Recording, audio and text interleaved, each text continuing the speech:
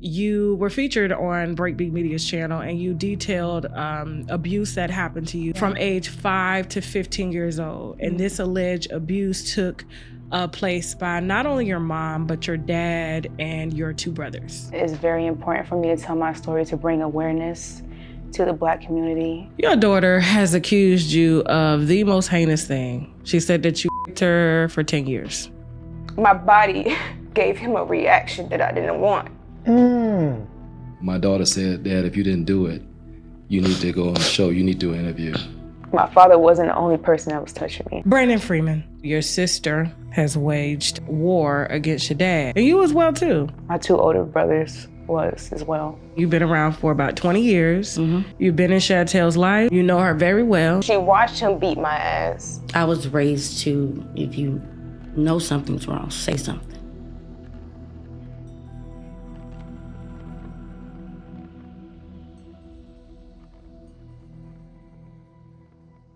So we got Clarence FreeMan. I wish we were here on better circumstances, but we're not. Your name has been slandered everywhere across social media. You're getting death threats. People are, saying the most horrible things about you. Your children can't even go to school in peace. You can't go up to your kids' school. You haven't been court ordered not to go up to your kids' school. You're not on a registered sex offenders list. You don't have any charges whatsoever pertaining to touching any child, even though those allegations have been made against you by your very own daughter, Chantel FreeMan. But what my father did find out when he checked me, when he saw that my hymen wasn't no longer attached, my father started to have full-blown sex with me. And so before we get into the specifics, I just want to get to know who you are. Where were you born? Well, I'm a Florida boy, Okay. Born in Clearwater, Florida, but I was raised in Palm Beach at first, and I moved to Fort Lauderdale. I went to Dillon High School, so right here from Lauderdale. So, and then after that, I moved around, Miami, Lakeland, Florida, stuff like that. But I'm from here. Okay, I can hear the country accent, so yeah, I can hear it. So, you live in Texas now? I do. Okay. It's always been between Florida and Texas, or Florida and Georgia. It's either one of the two. So Texas, where it's at. Yeah, we Southerners don't lead too much. We won't go too far. So, so you grew up around here. How many children do you have? All together? Yeah. The truth? Yeah. I will see if you can beat my daddy. So let's see, because I know how y'all Florida dudes get down with these kids now. So 16. Yeah, you got my daddy beat. My daddy got 12.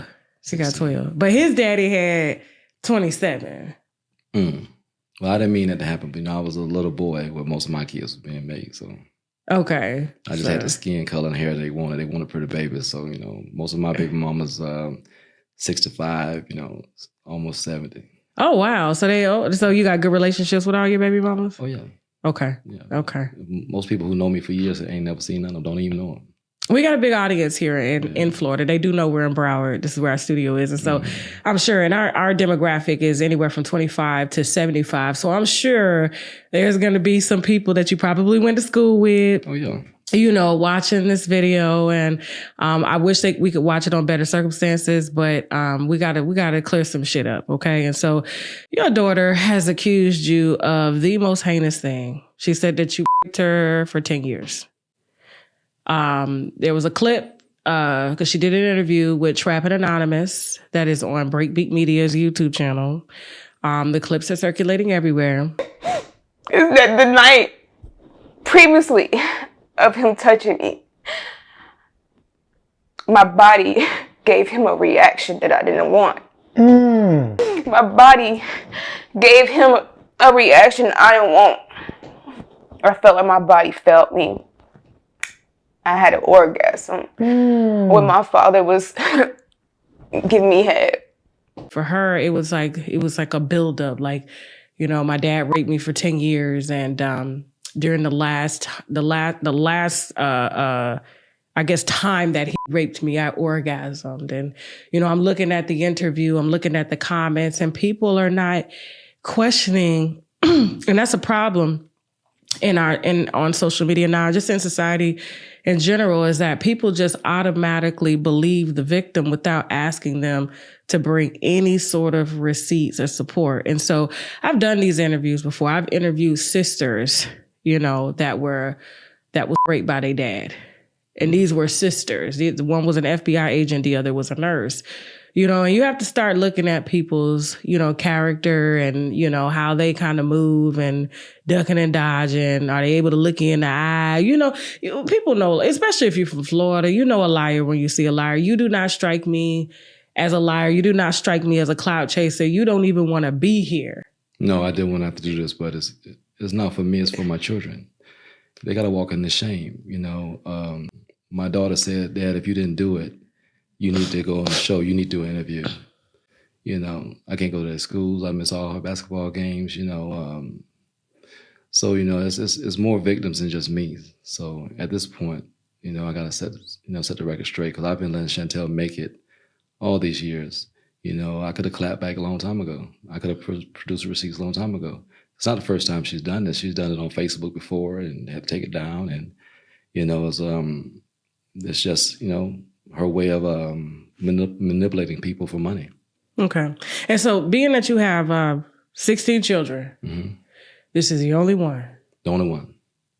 All the women I've dated too, and no one else's children complain either.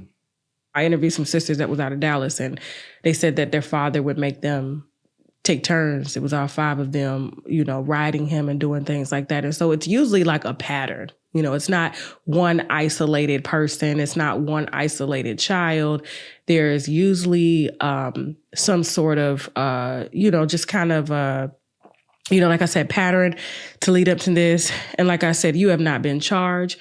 There have been charges laid against you. You beat those. And not only did you beat them, they dropped them all.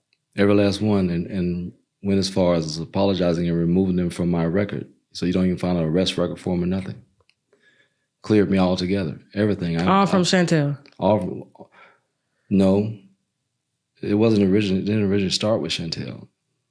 It started with 2 of my mothers, of my children. I had custody of, 5 kids at the time. I went to prison because I got into a fight with a man. I know she tried to make it seem I went to prison for domestic violence. Mm-hmm. No, man tried to stab me, and he got his behind whooped. I never had knives on him. And then once I was incarcerated, because at that time I had money, they felt once I was incarcerated and, had been fighting these cases, that was the best time to attack me, because, when the kids are placed with you, you have custody of the children. Now, once I'm incarcerated, now they have to do placement for the children. Mm. So we had those custody hearings, and, and my, as you say, soon to be ex-wife is out. That's, she was one of those same women. The judge said I was to retain custody of all my children. Once I'm released from prison, the children are to come back to me. So this was those 2 ladies' opportunity to make up these stories, to try to make me lose the children so they can keep them, and not have to return them back to me once I got out. Why did they want to keep them? I mean, of course they're their kids, but why would they go as far as to lie on you? I know there was a motivating factor. Well, one, it was the money, of course. Okay. Was even when I was locked up, that was still her bread and butter. I was still taking care of the house and everything else, and she was able to live like that. Chantel's mother, she wanted the housing authority back, the Section 8, the checks and all that kind of stuff. Because it was, at one time, I believe she was getting like $1,500 a month for Brandon Chantel on fake disability stuff and all kind of foolishness. So they was valuable to her.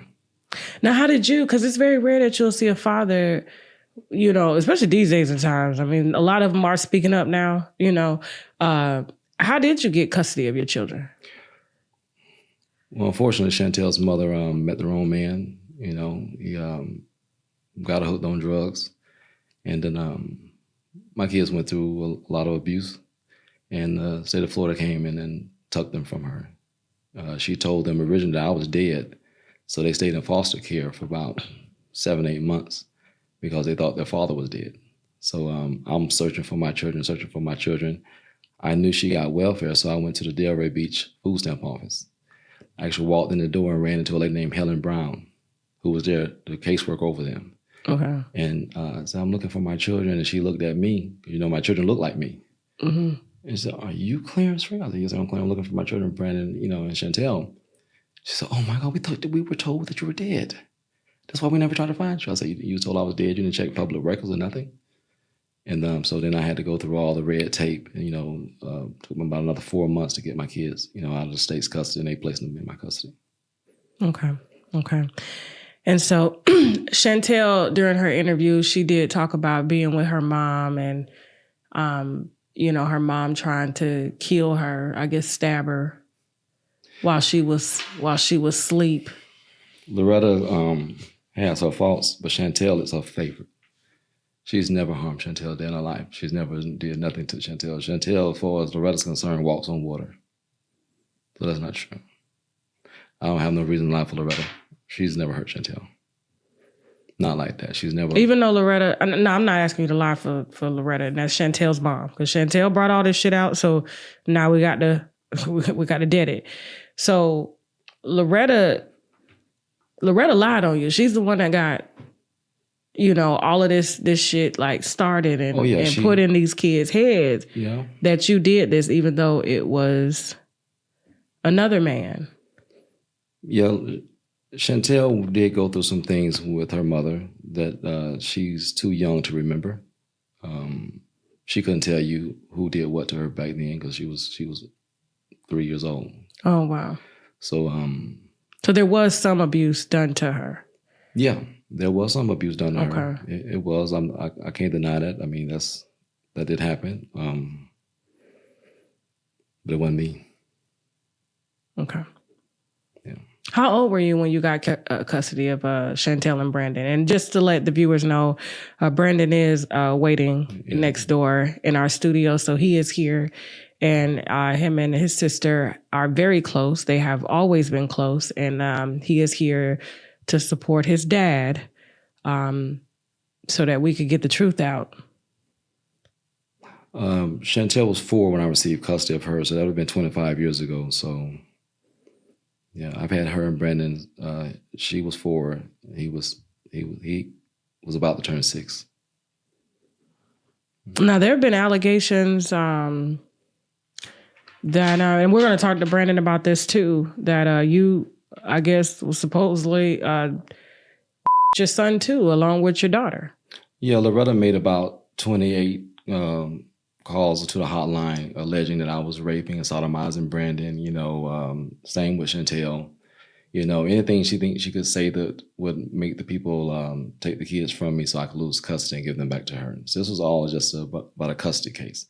Neither one of my children have ever went to a school and told anyone that their dad has ever did anything wrong to them, period, ever, never. So this was, like I said, when I first told you, this was learned behavior because it came from those 2 women, you know, and why she ran with it, I don't know, because they failed. So I don't know. How's your relationship now with the other woman, the other baby mom? How many kids do you have with her? 1. Okay. And how's your relationship with that baby, with your child? You know, it's none. She know what she did, so there wasn't really much connection with my daughter after all of this, you know, and so, you know, mom got her. We couldn't find her for years, and then when I went to get her around, she was about 15. It was just a lot of stuff, and it was in my best interest not to get, to get involved at that point, you know. Okay. It was too much damage had been done. You don't want to force a child to do something, you know. I never had a chance to, explain myself. She had always stayed in contact with Chantel, and the other woman always stayed in contact with Chantel. So, they just plotted together all these years. So you never even raised your daughter from the other mom? No. She ever come stay with you? No. You ever... So it was just... I mean, she lived with me, when she was born, of course, until I was locked up. Then after that, I seen her once I got back out. We went through the steps, but it was just too difficult at that time to deal with that. Mom kept moving and running and moving and running, and at some point, I just didn't have it no more in me to keep chasing. Okay.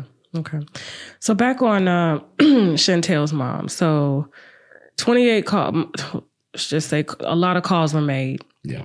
Placing these allegations on you, mainly when you were in jail. So when you were in jail, is that when they added those charges to you already because you were already incarcerated? Oh, no, she started that as soon as I got custody when they were 4. So we're talking about years. These are calls over years, all that was investigated, all that had hearings, all that had, trials and everything. We're talking about forensic interviews, the way speak to the child. They use the microscopes and all that forensic stuff to make sure the child hasn't been touched and tampered with. Mm-hmm. We're talking about at least 18 of those were done, and the whole time of all these calls have been made, and they never found any sexual abuse, any damage done to Chantel, period. So all those cases were won and thrown out. Okay. And the child never corroborated those stories. Now, this is before I went to prison. Okay. What she's speaking on now is what they did after I went to prison, because now they felt I was locked up. Now they had the upper hand. So they brought some more allegations because they figured I wasn't going to be able to fight it. So what happened after you went to prison and was in jail and couldn't fight it?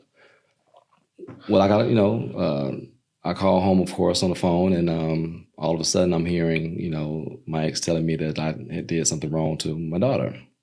I'm like, what? Yes, Chantel, get on the phone and, tell your daddy what he did. So while she's talking, while she's, trying to have Chantel talk, you can clearly hear her in the background telling her what to say. So, one good things about those jailhouse phones. They record calls. Right. So when I got the SVU investigators coming and, asked me would I submit DNA, of course. Did this ever happen? No. I said, but you can pull those phone recorders. You can clearly hear her coaching her in the background, telling her what to say. And so all those things played, to my benefit because I'm free. You could have got life in jail for those type of charges. I had 5 charges, 2 sexual battery charges on a person under 10, which is in the state of Florida, is a natural life sentence. It's the same as first degree murder. They just take the death sentence off. So, and I had 5 of them. I was proven innocent. It took about 4 years to be proven innocent. And so you were in jail fighting this, or did you eventually get out? I went to prison for fighting a man. Like you said, stab. He tried to stab me. And so he was unsuccessful. Okay. And because of, I guess his injuries, they sent me to prison for it. Okay. But never domestic violence, none of that foolishness. And so yes, I was fighting these other cases while I was in prison, coming back to the courthouse, being branded a child molester, in front of all these people and having been known as a child molester while I'm locked up in jail and prison. So Chantel, it's safe to say that Chantel was indoctrinated by her mom to believe that you did this, and then no. She said on that interview that, because the guy asked, well, how did your dad get out of jail and why they didn't charge him for this stuff? Well, because the evidence showed that I was innocent, and Chantel had not been in contact with me for about 2 years. So the 2 women involved would never allow the children to be interviewed without their presence. They fought against that, right? They had to be in the room. They wouldn't let the people take them and interview them by themselves. So I'm telling them the whole time, listen, you guys need to get those kids from those women. They finally listened to me, went to the school, snatched up Brandon and Chantel. Okay. And they went to ask Chantel about, me molesting her. The first thing that came out of her mouth, my dad has never touched me. They beat me and made me tell those things on my father. And with all the evidence, and now you got a child that ain't had no contact with her father in over 2 years, you can't say she's under his influence. She told the truth on those women who beat her and made her say that about me just because they was mad that they lost custody. And that's where all this came from. So when people was asking me about why she did, it was learned behavior. That's why I said, she learned it from them. But why she's trying to run with it today, I guess, like you said, is clout time now. You can be famous, you know, for being a victim. Let's fast forward a little bit. So all the charges are dropped. Okay, you're back home. Did you see Chantel when you got out, or how did that go? When I first got out, of course, you know, I still had to go back through all the steps now to, you know, get custody, because the original court order for me to get custody of the children was still in place. But that don't just mean I get out, they just give them back to me. You know, I got to do a home study. They got, you know, I got to get a place to live. They're going to come and check everything out. So you went and got your kids back? I ain't had no choice. They, you know, once I got clear, they brought them right back to me. There was no reason. I was the better choice, you know, for us raising them. I had their best interest in, you know, and that was that. And it was just the best place for them to be. Okay. And so, did she graduate high school living with you? Yes, Chantel came back to live with me when she was 13 years old. I know somewhere in that video, she claimed that I was taking her to the gas station to do pregnancy tests and all that kind of stuff. I was still in prison, so. Put me on birth control at a real young age because he was afraid he was going to get me pregnant. Oh, my God. Making me take pregnancy tests in the gas station when I was only 11 years old. I didn't have no contact with Chantel when she was 10, 11, and 12. She didn't come live with me until she was 13. Oh. 13, she comes to live with you. What type of teenager is she at this point? What type of child? Because you know that's puberty time. Well, just the part I'm a spare a little bit. Chantel was doing a lot of things she had no business doing. You know, she was out there. Okay. You know, she was out there in them streets in Boynton Beach. So when I got her, she had man, I don't even know if I want to say all that, but she was a teenager. She was bad as fuck. You know, she was doing more than just being a teenager. You know, my son probably can tell you she went before. Well, she got she was known as a prostitute in the city of Boynton Beach. She was prostituting at that time.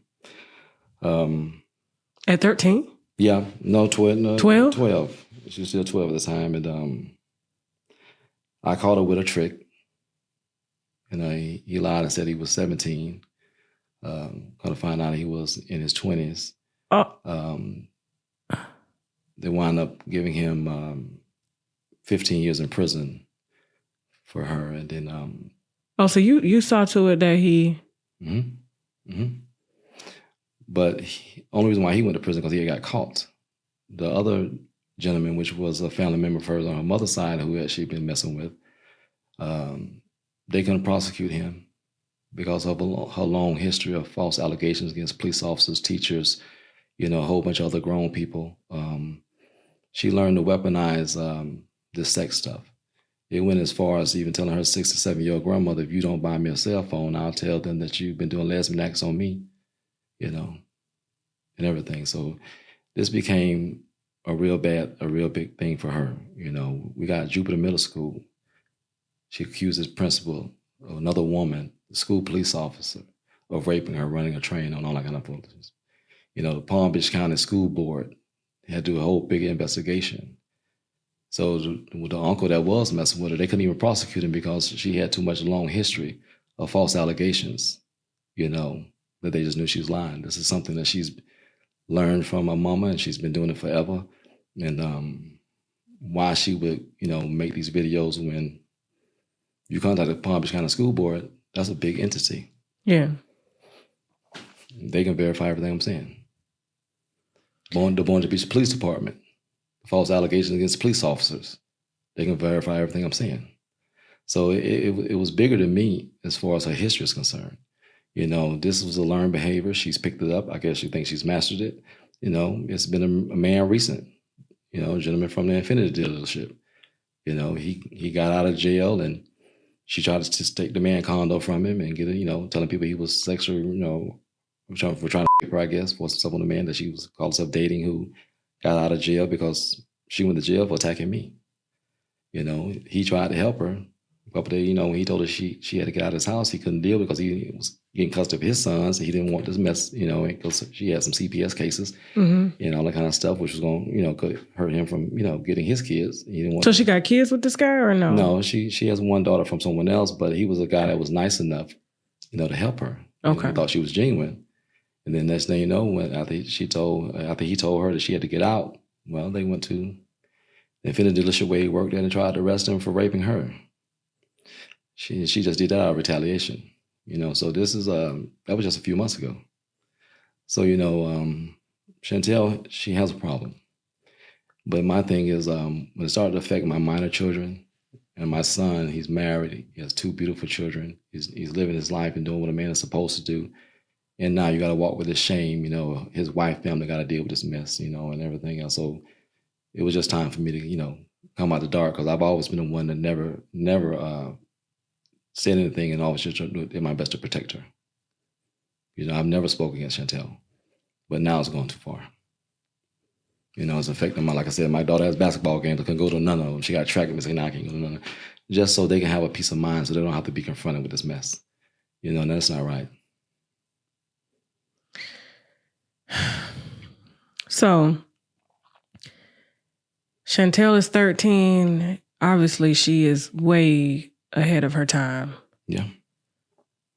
Here I am thinking I got teenage problems. That's a whole nother level. It is. And my heart goes out to my daughter. And that's why I did everything I could to give them a great life.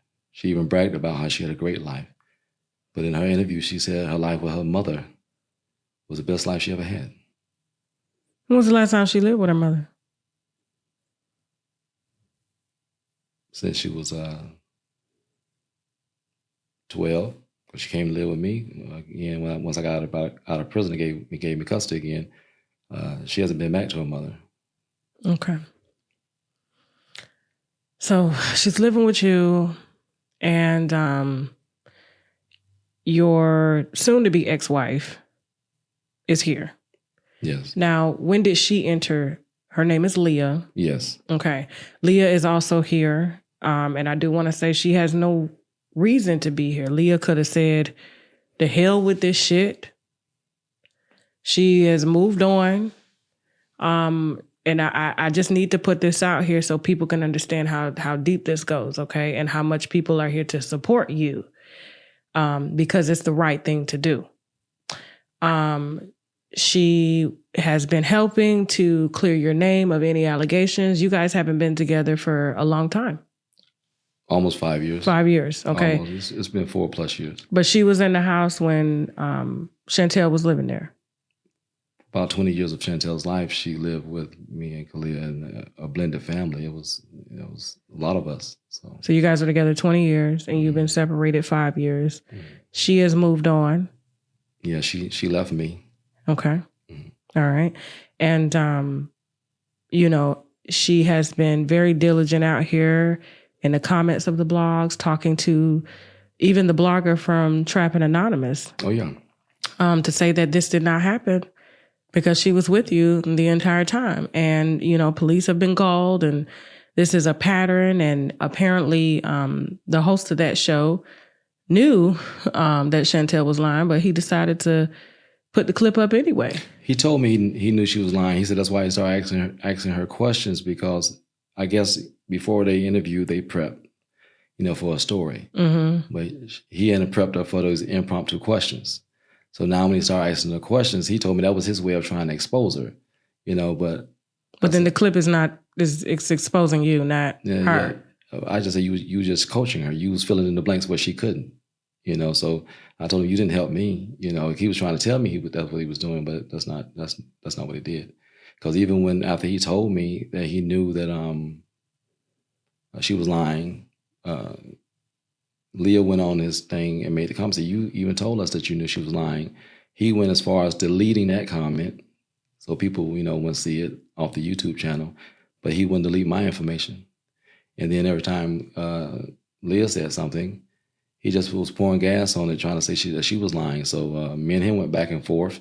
And, he was trying to, help me as best he could. How you helping me, brother? How you helping my family? You're not helping my family. You tell me no, she lying, but you did it anyway because I guess that's how you want to make $1. All money ain't good money. If that's what you got to do. Yeah. Okay. So, your soon-to-be ex-wife she's moved on and she's been avidly helping you. And, we're about to book these flights and, I know she's since moved on, but I have to have these difficult conversations. Her other half told her that he didn't want her to come according to my team. Mm-hmm. At first, she had a lot of reservations because regardless of whatever the reason was, you can't blame her. I mean, if she, that's a very important reason. When people divorce or get ready to divorce or leave people, they leave them. Whatever the hell you got going on, that's between you. That's not a part of my life. She's in a whole nother relationship with another man. And, she said, listen, I have to do the right thing. Yes, she did. She went against even how he felt. Yes. To come and do the right thing. That says a lot about this entire story. It does, and even if it wasn't that reason, I mean, just for her to put herself out there for me, she doesn't get anything from this. You know what I'm saying? So a lot of people don't want this stigma over their head. They don't want this cloud. This ain't normal. This ain't. You don't want to be associated with this type of mess. So even if she hadn't done it, I wouldn't have cared because, I do understand. I've been dealing with this for more than 20 years. I've been wearing these stripes all these years. So I wouldn't even want her to go through that. So, it's, I'm very grateful for Leah. I am. Because she could have just told me kiss her butt, that ain't my problem. But she and most women, I'm going to be honest with you, would have. They would not come on such a large platform to even be, because it's like the backlash, you guys work regular jobs. Mm-hmm. You're around regular people. You don't do this social media stuff. And so, you're older people. You're not old, but you're older, and so everybody's watching. That's the demographic of our platform, Trapping Anonymous has children watching, and so I'm happy that she's here to support you. And, that easily could have been done. And I asked Chantel if, did she have anybody that can come on her behalf? And she said no. And, Chantel will be here. And those questions that she can't answer, she's going to have to answer. Like you're going to have to make it make sense. Like we have 3 well-rounded individuals of great character, your son, your soon-to-be ex-wife, you have nobody. You could have brought your mama if this was the case. No, she even said her older sister raped Brandon. That's why she forgave Brandon for raping her. Her older sister. What? Yeah, if you watch the video, she said the reason why she forgave Brandon is because their older sister from their mother was raping him. I forgive my brothers because I understand that the same thing happened to them. I was never mad at my 2 brothers. It's crazy, right? I was never mad at them because I walked in on my big sister on my mom's side molesting my big brother. That's why she forgave Brandon, because her older sister was raping Brandon, which made Brandon her. That never happened. Never. And as you see, my son, he's a grown man, Yeah. If something like that happened, he would say it. I spoke to his sister and him on the phone with the mom, and he's like, my sister's never touched me. She never did nothing like that to me, So I don't even know why. I guess she just wanted her story to sound even more juicy. So you said there was one time, I remember speaking with you on the phone, and I really wanted you to bring this to the public. You said that the police was called one time. Oh, yeah. Back in 2017, she had just had my granddaughter, Ava. And, Dallas had a big car shows, so when the car shows come, the club going to be jumping at night. She had just had Ava. She was about, it was about 3 weeks old. And her friend came and she was so hyped up. She wanted to go to the car show. But, Chantel, you just had a baby. You can't, And she was living with you, right? Oh, yeah. At the time. She lived with her whole pregnancy. When she was telling people she left my house as a kid at 18 or whatever. No, she didn't. She lived with me all those years. She had a child in my house. Everything. My son them threw a baby shower with Leah out there. We was family when that baby came back home to my house. So she just put a lot of stuff in it. So daddy rapist, but she moves in with her daddy to have a baby, and the baby's a girl. But she never moved in with me. Back then, she never left. She was there the whole time. I took care of Chantel till she was 22 years old. I was still buying her clothes. And dressing her at 22. I bought her cars, everything. I mean, she lied. But yeah, she got mad because Brandon wouldn't babysit. So I was asleep. I was working nights then. So they woke me up and they said they're about to fight. Chantel wanted to jump on her brother because he won't babysit her 3-week-old baby. So I come downstairs. I'm like, what's going on? They outside, He's like, how am I keeping your baby? You just had that baby. That baby don't need to be going nowhere. Nowhere. And plus, I'm not qualified to keep no 3-week-old baby. I ain't never had to do that. You need to take care of your baby. Mm-hmm. And they say, if I babysit for you, if you're going to look for a job, I'll babysit for you. It's something like that. I got you. But not for you to go to no car show in the club. No, we don't do that. And so when I came outside, she said, oh, it's you. I knew you had something to do with it. That's why he's saying no. I said, I got something for you. So she called the police. She called the police and she told the police that I had been raping her and she had to sleep with me all the way till she was 21 years old. She was 21 at this time. And she could have left. Oh, she had been moved out. She had moved out at least 4 times with other dudes and came back. So, yeah. So long story short, she said that she had to sleep with me for a place to live because if she didn't have sex with me, she couldn't live in my house. And then she told the police, she said, I can prove he's been raping me. I can prove it. So now it's about 5 police officers. They surround me like, okay, well, man, what can you do? He said, he got all that extra skin. He's not circumcised. And there's thousands of women in South Florida that know I'm circumcised. Thousands. I just got to keep that real.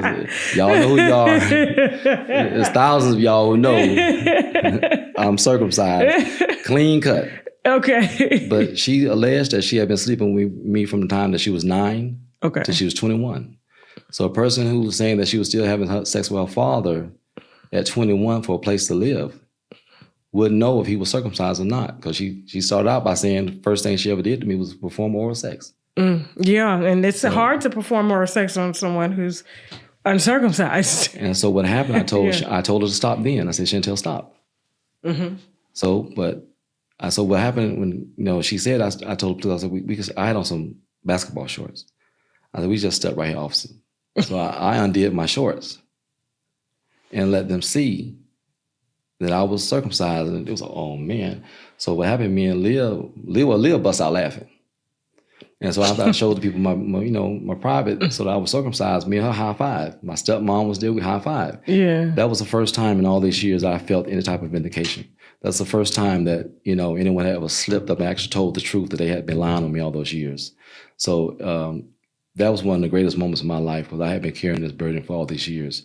But yet, every time my daughter fell on her face, I picked her up. Every time she needed something, I was there for her. So yeah, that was a very emotional day for me, and it removed and hopefully in my mind, I was thinking that if any of my family members had any doubt, that finally removed all the doubt. So that was one of the best days of my life. It was. Yeah. Why did you? And this is hard to say because I'm gonna be honest with you. Like, why did you continue to let her back in?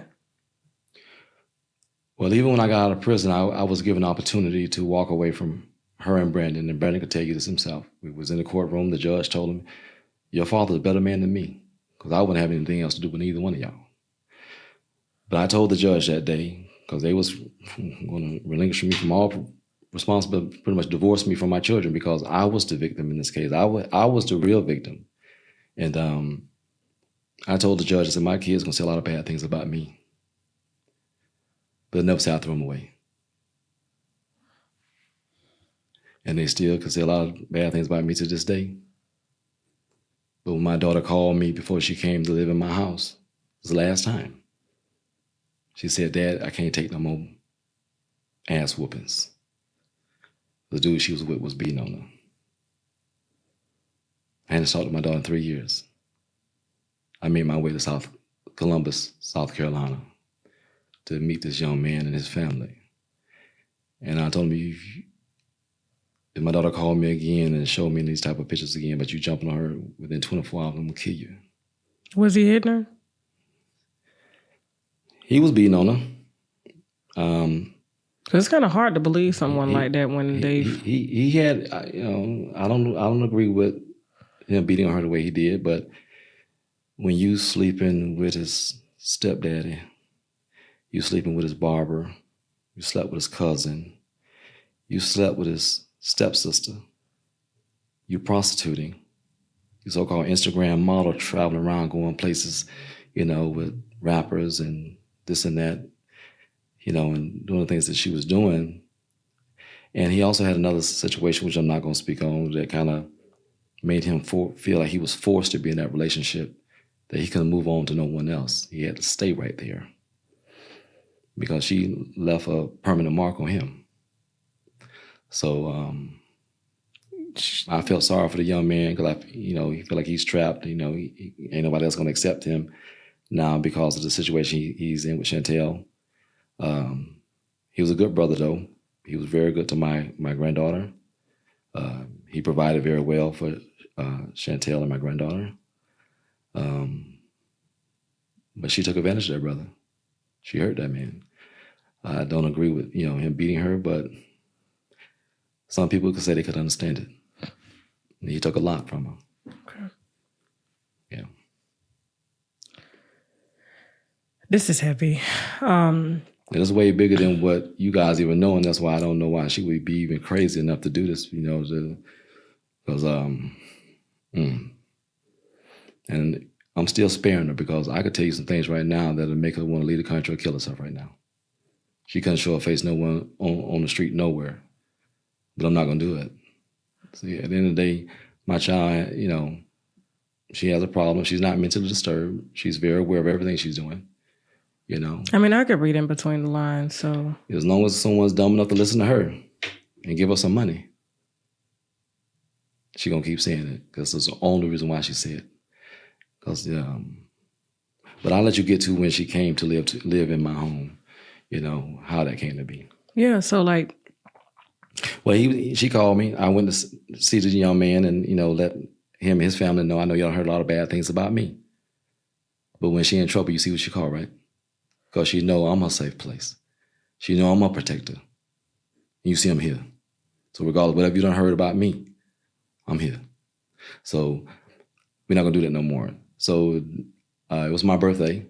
I invited her and him. We went to, I rented a luxury cabin in Broken Bow in Oklahoma. okay. They spent about 4 days with me for the Christmas holidays at the cabin. They got into a fight on the way home. She called me. She said, "Dad, I need somewhere to stay." I shot her my address and come on. Because she had never been to my house. Really, before then, I hadn't talked to her in 3 years until she called me and said, "Dude was jumping on it." Then I went to South Carolina to stop that abuse. Mm-hmm. And then that was the first time I'd seen her. So I gave her my address. She came. As soon as she got to the house, I gave her my guest room, my own quarters, bathroom and stuff. And then 5 days later, we took her to the Infiniti dealership. She came in a nice Nissan. And I know she told people she had nowhere else to go. She was indigent. She was broke. She had no money. She had just got out of an abusive relationship. It was the homeless shelters, which was too dangerous for her child, mm-hmm. or sleep in the car. Well, 5 days later, and I have the videos right here on this phone right here. 5 days later, she went to Grub's Infiniti. My best friend worked there. I facilitated the deal for a BMW 4 Series. She took out $25,000 cash. Even in the video, you can hear the cash machine go in the background. And she's sitting there signing her documents with a stack of money right here in front of her as she's signing her BMW 4 Series paid for in cash. But if you had over $37,000 in your pocket when you came to your dad's home, why are you telling people you had nowhere to go? Because I would have stayed in an extended stay. I stayed in a Motel 6. I could have went and got me an apartment. You had the money for an apartment, furniture, and everything else, utilities, food. You had enough money to carry you until you found your job. Understand? So there was never a reason, but I'm her safe place. I'm her protector. I always have been. Every child I got and every person who know me will tell you the same thing. Period. That's why she was there. And so when she was there, she left that child with me because, I'm an owner operator. I have my own business. I had to rearrange my whole schedule to keep my granddaughter. It was me taking her to Dave & Buster's. It was me taking her to the playgrounds. It was me doing things for her. My son buying her Christmas gifts, not her mama. Her mama was gone every weekend because when she first came to my house, she wasn't working. She went to the club, spent $2,000 to sit in the VIP section so she can ball out, understand me, doing all her things, wilding out. She affiliated with some very hot rappers that, was hitting her up. They hit up on her Instagram and they, say, hey, come here. She go there. She partying with them. She doing her thing, making her money. My granddaughter was always with me. She left her daughter, her daughter. With me. With you. Yes. And but you had, but it's on the internet telling people that you yes, pretty much her whole life. Yes, and her daughter was older than her when she said when I was supposed to start raping her. But you putting her in my bed, saying, Dad, I'm going to go, here you go, your baby. You on grandpa duty. So when she finally did get a job at the prison, well, she couldn't get that job at the prison because she had some other stuff she was doing. I had helped pay for that because by the time she blew her money. But she didn't have no babysitter for spring break. I took off the whole spring break, my baby with me. She told everybody I was on the road 2 months at a time. That's a lie. I've never been on the road but 7 to 10 days at the most time, and I would stay home 7 to 10 days or 14 days. Because I didn't have to drive over the road like that. I make my money. I have kids, that's not grown. I'm very active in all my kids, like I always have been. 16 kids. You can't find a nigga on the planet that say I owe them $1 back child support ever. I paid all my child support. That part. I took care of all my kids. Yeah. It's me out here with one child. They never raised their children. You can't find a woman, all the women. I got 13 baby mamas saying, now when I'm telling you, I didn't provide amply for my children. You can't find a court document to say, I owe $1 back child support to any woman. Period. I always promised I would give my kids everything I never had. My daughter was only at my house because it was her safe place. She could ball out. She lived there for 8 months until she tried to create some type of scheme. She attacked me in my home, hit me with a pot full of hot grits, unprovoked. She had already called the police, had them on 911, was trying to create the scene, had a brother who, they was like this. My younger son, from Leah, she set him up. He didn't even know the police was in the house. They grabbed him and body slammed him through his whole head, through the wall. I thought my son's neck was broke. But again, that's one of her tactics she tries to do. She tried to create a violent situation in the home, get the people kicked out the home. There's a restraining order on the home. So what I gotta do, I gotta pay the rent, I gotta pay the mortgage, I gotta pay the light bill, I gotta keep the stuff on. She can't get kicked out. She get a free place to live. But that backfired on her. Because even her daughter said, my mama hit my granddaddy. She hit my granddaddy. And so the police took her to jail. And then the same man who helped her get out of jail, she's trying to false accuse him. So when she don't get away, that's just what she does. So I feel sorry for her in a way. I pity her in a way. But at the same time, I love her. But what you love about her? And then they should steal my child. And this has been the hardest thing for me to do, to talk to you, to tell people anything about my daughter. Because I'm the one that done been protecting her all the years. Every time she got in trouble, I cleaned it up for her. She said on that interview she had never had a CPS case.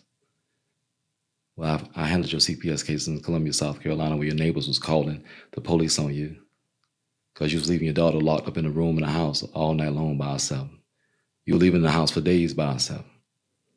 But she said on that interview that you with the brother that, well, I ain't never had no CPS cases. I ain't never did this. Well, what about the 2 or 3 in Florida? What about the other 2 or 3 down in Houston? But yet, I've been cleaning up all your dirt all these years. You throw sand in my face. She would have been locked up if it wasn't for me. It sounds like you never considered therapy for her? I'm glad you said that. When she came to my house, I used my insurance to send her to a therapist. She had like she had been beat on so bad, and she just had to get her life right. And she did admit that she was wrong. She did these things. She caused all these problems in her life. Because all her friends that was coming to the house, you realize Chantel has some friends, girls she hang out with, that she hadn't told all these bad things about her daddy. But when them young ladies saw how she interacted with her father, how she loved him so much, how good her father was for their grandbaby, they told her, Chantel, this don't add up, girl. What type of woman you is? You done told us all this bad stuff with your daddy. We see you leave your child with your daddy. Your dad is here weeks at a time with your daughter. You gone. A week here, you gone. 2 weeks there, you gone. She still live with me, but she gone. Her baby with me. They said, we can't mess with you no more. Then she tried to commit suicide at my house while I was gone. Had to have an intervention and talk her out of that because she got pills like she's going to kill herself. So I paid for the therapist. We sent her to the therapist. She had all the sessions she could. Now, this is her father. Now, I'm sending you to the therapist. So what more can I do? I paid for therapists all her life. I was railroaded by the system so bad as being a non-offending parent. You would have thought I was the one doing it. But see, the mama didn't have no job. So what they do, when a man work, they're going to drag him. Because more money is made in family court than criminal all day long. So, we talking about, maybe I spent almost $200,000 over years defending myself, protecting my kids, and just being victimized by the state of Florida.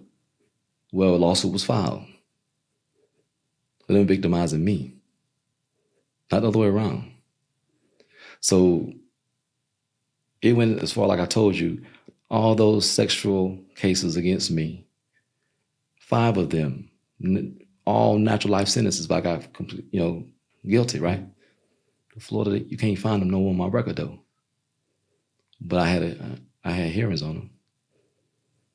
4 criminal trials, all just going away, erased off my history. Because it was me who had been railroaded. And I could have had those 2 women who orchestrated the foolishness to be locked up. But I had enough. I had people depending on me. I couldn't keep going backwards. How you going to drive a car, forward, keep looking out the rearview mirror all your life? You're going to crash, right? Yeah. You got people who need me. So I said, you know what? Hey, you keep going. You just don't. God say He won't give me no more than I can bear. I'm still standing. I've been thriving all these years. I ain't broke, I ain't sorry, I ain't nothing. Just keep moving. She's my daughter at the end of the day. And when somebody fuck with her right now, I defend her. Because she's my child. I don't have to like what she do. I just pray for her and hope that God can, get her mind right. Because Chantel is about Chantel. She cares about nobody but Chantel. If she can make $1 off you, she can lie to you, she can give you a pity party, you believe her. Hey, that's her game. It's always been a game. Now that it's affecting my minor children, it's affecting my son. He has children. You know how that look for my son to be a father, and people say he raping his sister, and then she talking about she don't know if she lost her virginity to her brothers or me. That's something you don't forget. My son is only 2 years older than her. So if you was being raped at 5, you trying to say your 7-year-old brother was raping you. She painted a picture like he was a teenager the whole time, that much older than her. She painted a picture in that interview with Breakbeat that she was in a house with 3 males by herself. That wasn't nowhere near true. I got 9 daughters, and you're the only one ever been touched. I raised Leah's children, because she got kids before, outside of me. Been bathing my stepson since he was 3 years old. He was on the YouTube stuff going at her. Said the man ain't never did nothing wrong to me. Ain't never touched none of us. But I don't know, Tasha. I mean, at this point, this ain't even about me no more, because I've been taking these lashes. It's about my kids, and I gotta walk in shame for this mess. They have a sister who don't care nothing about nobody but herself, that she will, harm her sisters or brothers, ruin their reputations, and then my kids gotta walk in shame. So now you put me in a position where I have to defend my children. So I didn't change. When I got all them death threats and calls, I answered most of them. I ain't changed no phone numbers. I haven't changed my social media. I haven't ran or ducked nobody. I ain't got nothing to hide. So, at this point, that's why I'm in front of you. And I hope that this is enough to just stop her, give her a revelation that it's just time to get her life right. When's the last time you talked to her? Well, she had been, last time I actually talked to her when she got arrested from my home for, trying to set me up for a crime that, like I attacked her. Like throwing the grits on you? She hit me with pop for hot grits. Yeah. Yeah. But that's the last time I talked to her. She got that shit from a Tyler Perry movie or something? I don't know. She chunked the whole pot. The pot hit me in my back. I mean, my back, I didn't know she was in it. My back was turned to her. I was walking, actually, let my dog out. And as I know, I feel some hot hit me in my back, and it fell and broke a statue on my table. And, of course, they was going to arrest me because, she had already called the police because she already had 911 on the phone, so she just started hollering and screaming like, I'm attacking her, doing all this foolishness. And it was my grandbaby that told the truth and said, no, my mama, because, they separated everybody because, my other kids were there too. So I got my 12-year-old son there, my other kids there. Another 12-year-old boy was there too.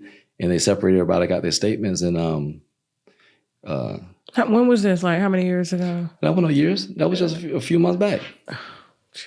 Chantel just moved out of my house. We were talking about months ago. So when she made this video, she had just recently got out of my house because she sent herself to jail. I mean, I never kicked out. She kicked her own self out. So when the police interviewed everybody, interviewed the children, interviewed her own daughter, hey, they went what the children said. And my grandbaby, her daughter said that my mama hit my granddaddy. So they locked her up. And so now she's out on social media. Mm-hmm. Getting money for these stories. Oh, yeah. Oh, yeah. Because now, like you said, we're at a time where don't nobody want to go against a woman. A woman says she was victimized, molested by a man, beat up, whatever. Women just want to run with it because I guess all black men got to be bad. I'm like... Man, listen, it's a whole conspiracy against y'all. I'm telling you. But at the end of the day, we do have a lot of bad brothers. We do. But, I mean, not everybody is that bad. Everybody ain't that bad. Yeah. And I've done some of the worst things on the planet. And people who know me know that. But I'm not a child molester. I'm not a rapist. I ain't never even forced myself on a grown woman. You can't find a woman nowhere else having to violate in any type of way. Yeah, I was a hoe. I was a dog. I can go ahead and put out. I was a player. I was. Show me a man that wasn't at one time in his life. Okay? When you learn better, you do better, right? Yeah. I mean, but you was young. I mean, that was... I was still an old hoe too. I ain't always been, I'm 51 years old now. I ain't gonna say I stopped when I was 25. No. I've made a lot of mistakes. But at the end of the day, I'm not what she's saying. I'm a man, I'm a father, I'm a protector, I'm a provider. My children have never known nothing but good and better than I've ever had. They don't know nothing about being in the hood. They ain't never had to go to bed hungry. Every time they was with me, they lived above average lives. She even bragged about it in the video with him. I come from the hood, man. I ain't have nothing. Been on the streets since I was a kid. Ain't nobody raising me. Not doing for me. No mama, no daddy, no grandmama, no nothing. But I said my kids will never go through that. I don't care how many baby mamas I got. I don't care. They was old enough to be my mama. Still in the paint for mine. I still do. And for what Chantel has done. And now I'm finding out she's got GoFundMe's and, these victim advocacy people giving her money doing this foolishness for something that ain't never happened. Why people ain't got enough sense to, check her background. The only victim here that's ever been registered as a victim is me. I'm pulling. I got my team working on pulling her background report. I'm glad you gave me South Carolina too. So South Carolina, Fort Worth Police Department, 2017, off Los Altos Road. That's the address we live, where she attacked her father. You probably have resources I don't. Because we're working on all that. So I'm telling you, everything's gonna be put out on the table. Yeah, and so, that's and I could have brought a lot of stuff with me today. But I purposely didn't because some of that stuff is just so bad. I can't even do that. I've already said something that I said I wasn't gonna say, but to put everything in context, she said she had her best life with her mama. Well, we know how she was living with her mama. Her best life was with me. And that's why she was at my house just a few months back living. Because her life has always been best. Where's the grandbaby now? I have no idea. Yeah. I have no idea. Well, I do know where she lived because she was texting me one night pretending to be some other people because she was, because I was going back and forth with the young brother who interviewed her via text message. And then I just let him know it's time for him to shut up. I'm gonna give you some free advice. It's this time to be quiet. I'm gonna sue you. And every media outlet that done put this stuff about me out here, this derogatory stuff, I need a lawyer to contact me to handle this type of business. I've been in contact with some right now. But I plan on suing everyone who's put the stuff on their platform. I don't care if it's TikTok, it's thousands of TikToks been made about me too. People just doing all the kind of stuff. People, stalking me. Yeah. Death threats. I've had thousands of stories that I've done over the years, and I say yours is number 2. Number 1 was a woman that lied and said that her boyfriend put screws up her son's butt. Turns out it was an actual lie. Now, and if I can encourage you, this was done in Florida. She recently was sued by this rapper for defamation because he did take a big hit to his career. He was depressed and everything. The court did award him $12 million. And he's going after every dime. She has her OnlyFans, but it's kind of like one of those moments again. But shit just sometimes go too far. I wish you would have, I mean, there's no way you could have saw this coming, but. But this ain't the first time, like I told you. She did this on Facebook before. Yeah. So she has multiple Facebook pages, and her and Leah got into it before, and even on this YouTube video, when Leah told her, 5 or 6 times, just say I'm lying one time. See, she know Leah cut her throat, but I won't. I always take it. I ain't never did nothing to my daughter. I ain't never tried to expose her for nothing. I'm her cleaner upper. It's the only reason why she's free. And maybe you got to stop that. Well, that's where we're at this point, because I got other people who need me and love me. But if you know what people need to understand, there's statute of limitations on these type of things. You see Catholic priests who little boys when they was 4 years old, 5 years still old. Come back and 50 years later, those Catholic priests are going to prison. Why she ain't with the law enforcement on me? Why the people in social media, all these women who backing her, doing all this foolishness to me, why they not paying attention to that? Common sense. No one wants common sense. They just want to paint the high yellow brother as a child molester because some girl got it and didn't even shed one tear. Yeah, she did that video, did one tear fall down her face. No. She pretended that she was crying, but you didn't see a tear. But at the end of the day, she said God was good, right? Yeah. She said she called on Jesus. Mm-hmm. And she said, I never touched her again. The first time I called out for God was the last time that man touched me. She said a few contradictory things in that video. Why I'm having you checked to see if you've been molested or touched, if I'm molesting you. But what my father did find out when he checked me, when he saw that my hymen wasn't no longer attached, my father started to have full-blown sex with me. He started having sex with me without no condom, without no nothing. And this nigga got 17 children, 13 baby mamas. You sleeping with everybody in the whole motherfucking world, and you're not even at least put a condom on. You literally risking my whole entire fucking life, You say I was sleeping with all these women. In her video, she said I had all these women, but she wasn't lying. Plenty. 15, 20 at all times. So I was risking her life. Because I'm sleeping with them women, then I'm running up in her raw. Then why would I be asking you if you're a virgin? Then she said, oh yeah, I told him, he got mad. My dad found out I wasn't a virgin no more. And let me just say this. My father wasn't the only person that was touching me. My 2 older brothers was as well. And that's why I can't tell you. I don't remember when I lost my virginity. I don't know. I don't know if it was one of my brothers. I don't know if it was my dad. I don't know. I don't know. But if I'm sleeping with you, don't you think I already know you ain't a virgin? If I'm sleeping with you, you think I gotta have people check you to see if anything going wrong with you? Almost 20 times your body was inspected by the state of Florida on these allegations. Every time it came back clean. She said she don't know how I got out of prison because all the evidence showed I was innocent. And she put the last nail in that coffin. My dad has never touched me. He's never done that type of stuff to me.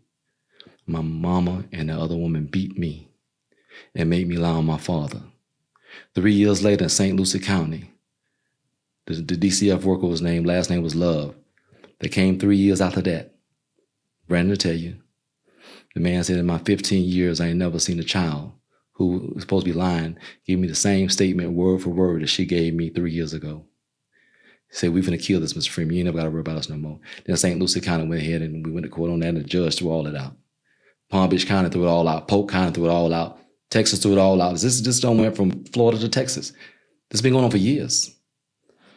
You know, so I just tell people use their common sense. You know, Al Capone had judges in his pocket, didn't he?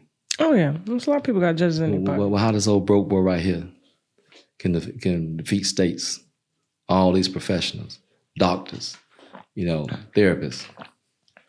Come on, man. People just need to use their sense. I'm going to go ahead and talk to your son, Brandon, her brother. Yes. The closest person to her is here. Same mama. Same mama, same daddy. Day one. He looked just like you, too. And then we're going to follow up with your soon-to-be ex-wife, Leah. Yes, and I definitely appreciate her for being here because, like you said, I gotta shout her out. I really appreciate her. This is I can never repay her for helping me. You know, because like you said, she didn't have to.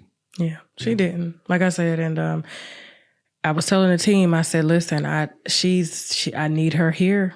I was telling them I need Leah here. Yeah, like she asked Chantel. I'm sure she got a lot of things that she could be mad at you about. She said when your dad was beating you, dragging you through the house, raping you, she asked him one question: where was I? Was there the other 8 or 9 people in the house with us? Ain't nobody ever seen it. But as a woman, she told her, where was I? The one thing about Leah over there, I don't care what let me tell you something. She raised a shark. And if she even thought, an inkling that I was guilty, she believes Chantel is just the smallest fraction, or it could be a possibility. She'd have cut my throat a long time ago and made sure I never saw my children. She ain't that chick. And you're still in your kids' life, the kids that you have with her? Yes, ma'am. Yes, ma'am. Because I'm a father. I'm the greatest provider Leah has ever known. I took her better than any man she's ever had. And my children. So that's just what it is. Unfortunately, we're not together today. But you know what? Yeah, we had 20 plus years. You don't stay with a man 20 some years and he was sorry. Not her. Maybe some of the other females slow like that. She ain't. So, ain't nothing I can do. That's why her boyfriend didn't want her here, because he may be a little intimidated by you, bro. Well, yeah, she gonna start some shit when that lady got to go home. She can't replace me like that. You know? That lady got to go home. Leah, I'm sorry. No, he ain't on this level. But what I can say, me and her, we do have our differences. Yes. You know, and sometimes she want to beat me. I want to beat her ass too. We get on each other's nerves. Yes. But she good people. She could have jumped on that train with them back then, because the same court case that I got custody of those other children, our oldest son was in that same court case. So when I got out of prison, I retained custody of him too. She could have joined them. Just imagine if she had. I'd probably be in prison the rest of my life.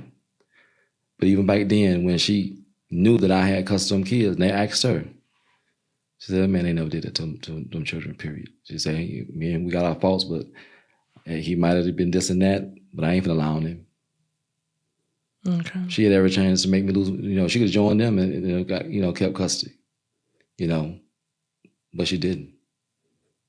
You know, so I owe a lot. Jesus, you love that woman. Oh my God. Now this is gonna turn into something else. No, people say you have to give people they roses while they're alive, right? Yeah. And just because, you know, we're not together, but this is very important to me, you know. So she came, like I said, you said, she stood in the pain all these years when she didn't have to, because she wasn't even with me back then.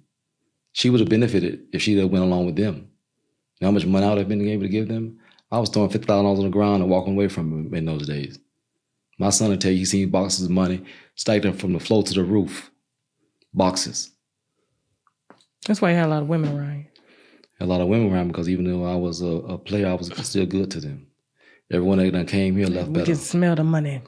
No, I ain't never been a paymaster. It's gonna be about me or No, nothing. he really from Florida. When he said paymaster, he really from Florida. No, I ain't never. You can't get down on your show. Say I paid. Thank you so much. Yes. I'm a normal person, a normal citizen with a normal life.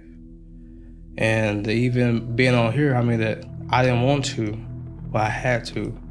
I had to respond to Chantel because this is getting out of hand. It doesn't just affect my dad or me. It affects her brothers and sisters. It affects her, supposedly, if she considered them her nieces and nephew. You know, this only also affect her too. My father wasn't the only person that was touching me. My 2 older brothers was as well. I was never mad at my 2 brothers. It's crazy, right? I was never mad at them because I walked in on my big sister on my mom's side molesting my big brother. Brandon Freeman. Yes, ma'am. Again, part 2 to this interview. I wish that you were here under better circumstances. You're married?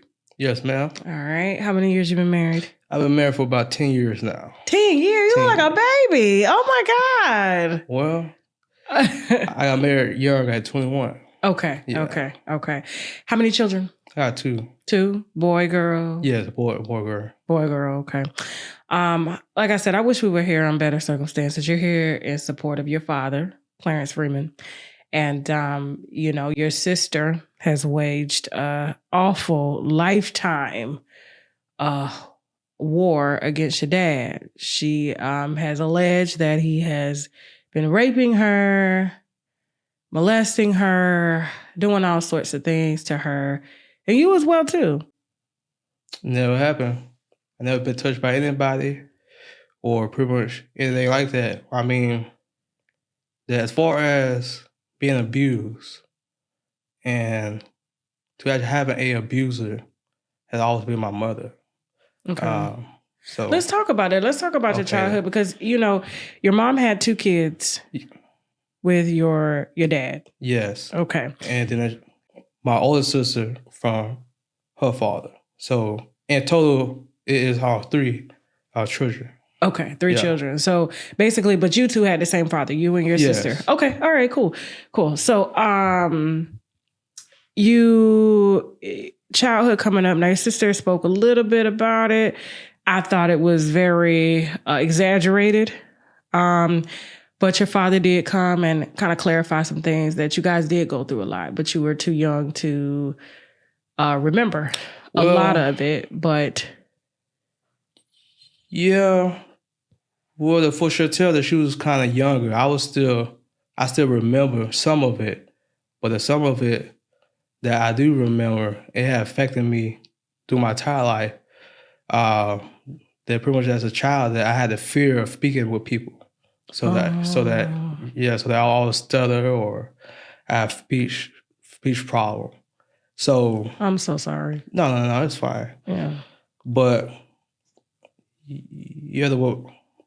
from the time of the actual abuse to almost to high school, I've been dealing with trauma and stuff like that. Okay. And so tell us about like growing up in your mom's house. Well, it was crazy that for some reason I was the focal point of her abuse. That she would have physically abused me, starve me, beat me. Your mom? Yes. And then that she burned me also with an iron. I got a mark right here today. Now it's kind of faded. I can see it. Yeah. Yeah. I can see the little like imprints. Your mom did this? Yes, ma'am. How old were you? I was at 6. 6 years old. 6 years old. She took the iron. I was sleeping, and then she had just pretty much had burned me with it, and pretty much for no reason.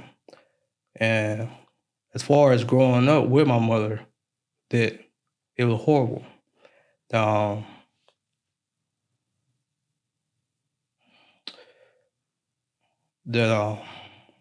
me get you some. No. You sure? No. Okay. Yeah, Yeah, well, the living with her was pretty much hell. that'd be pretty much the best description for it. And that not only did I suffer the abuse, but before that, I was her target. My older sister suffered abuse. And then she beat her and stuff like that. Sister always been her favorite because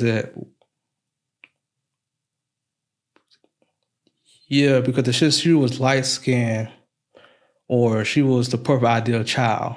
So Chantel, your sister now that's going on platforms alleging that it was your dad, the one that was abusive, she was your mom's favorite. Yes. Okay. And but the abuse, I mean, was she abused by your mom too?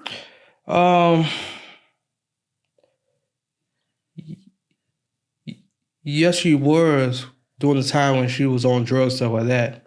As far as the extent of it, I don't know because I was young. So while she was abusing me, my focal point was what was happening to me. So anything outside that was like outside noise because I was suffering abuse during the time.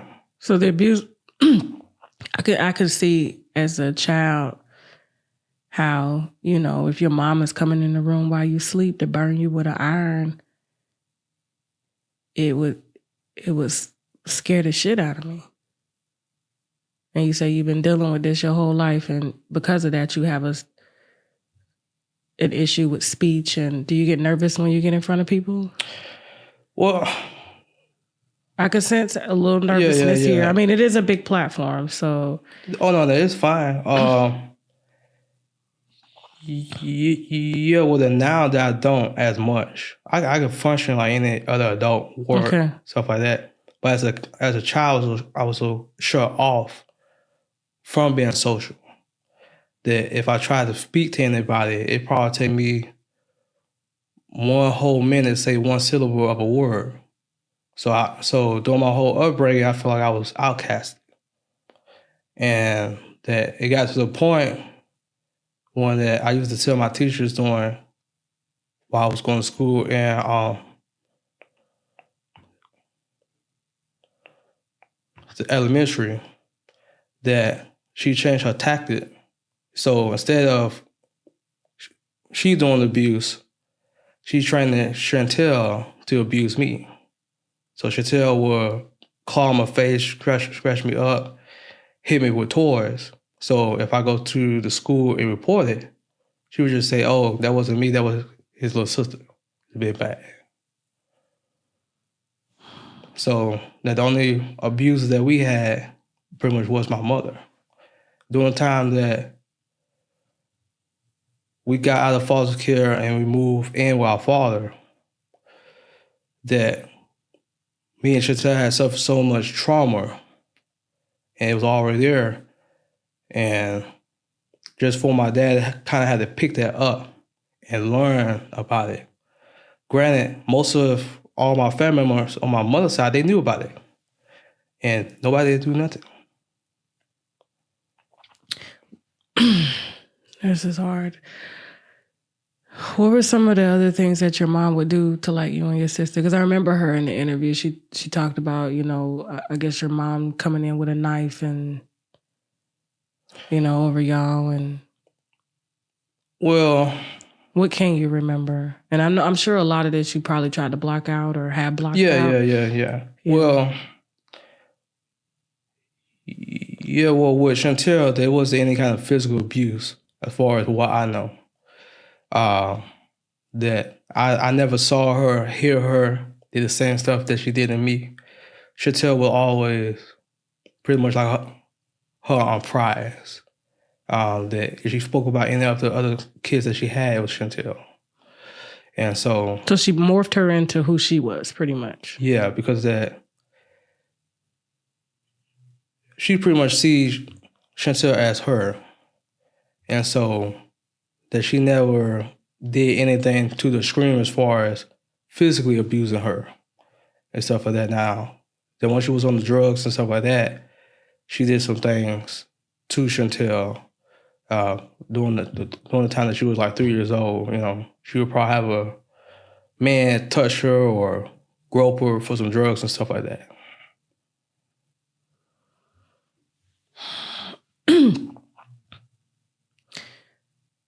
Where's your mom now? Right now, that she is here in West Palm Beach. Okay. Thought yesterday she been here, born here and raised. Do you have a relationship with her? No, but I tried recently to have a actual relationship with her, because that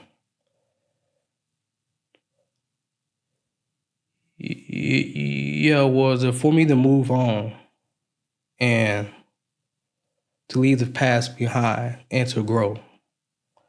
I can't be a husband or a father if I have trauma still lingering, because it can go to them.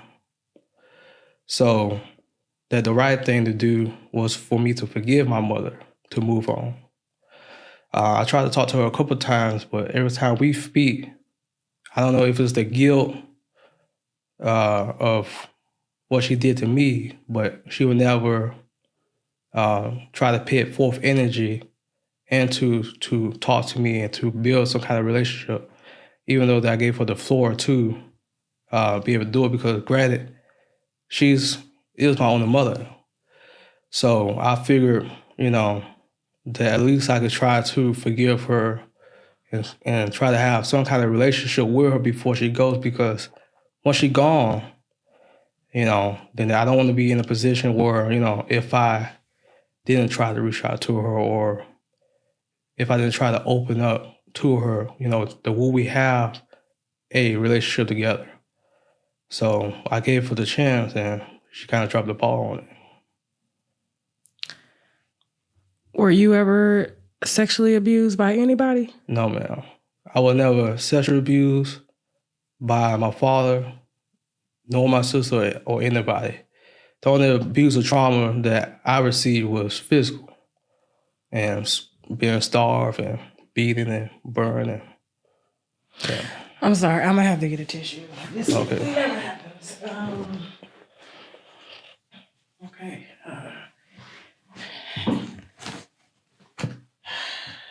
Listening to your dad's story, now I can see why he did not give up on y'all. Oh, yeah, because once he got us, that we was so hurt and wounded. And at the end of the day, that we as his children, so for a father to see that, and granted that he haven't been around because of my mother, she would hide us, move different apartments. Every time that he was trying to find her or claim that he was dead, he couldn't. So I can kind of understand that, during that point and him learning the history and abuse and all the stuff that was going on when we wasn't in his care, that he probably felt kind of bad that he wasn't around. So that I take it as that, he stayed with us because that he felt like he had to. He had to heal us from the trauma that we had suffered at the hands of my mother. And so to me, it's pretty much like his mission. And it was his mission from the time that we actually came into his care to try to do the best that he could to rid us from those experiences, give us good memories, give us a good childhood, and give us more positivity in our life so we can flourish and kind of move on. But that the damage was too deep, especially for me. I was an outcast, pretty much, growing up as a kid. Kids can be, ruthless. Mm-hmm. You sitting here trying to talk to them, you stutter.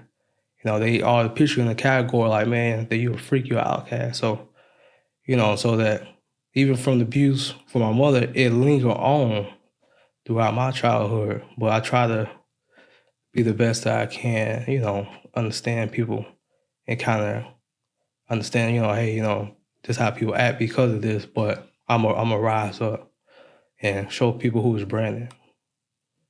So I'm sorry that you went through that. Again, I'm sorry that you have to be here today. It's because it's like reliving all of this again. And you know, you're married now, you have kids, and you know, your sister is on the internet and she's telling some wild stories, some very defaming stories, some very slanderous stories. She said things about you being and sodomized and her by her dad. And, you know, I'm not gonna lie, you know, talking to y'all on the phone and then, you know, hearing her story and then meeting y'all, I'm like, what the fuck is, like, these people are like, what the fuck is this? You know, like, I'm not, you know, now listen, you know, you could have these type of things happen in any household. However, you guys came in here as a united front to clear this shit up. And, you know, your dad did share with me that it's causing a problem in your own household with your, you know, with your kids and your wife, because all of this, like, her family is like, is this true? You know? And oh yeah, because because they saw the video, and then also that my wife saw the video, and so that they is also worried about the shame. Now that they don't question about if I did anything to Chantel or anything like that, because they know me for 10 plus years. You know, they gave me pretty much their blessing to marry their daughter. And so for those 10 years, I've been a man to their daughter. So that they don't question my character or anything. That even my father-in-law, we have worked with the same company. So he see my work ethic, you know, everything, you know, as far as, you know, character and stuff like that. But that because the internet can be so biased, and that everybody want the worst, I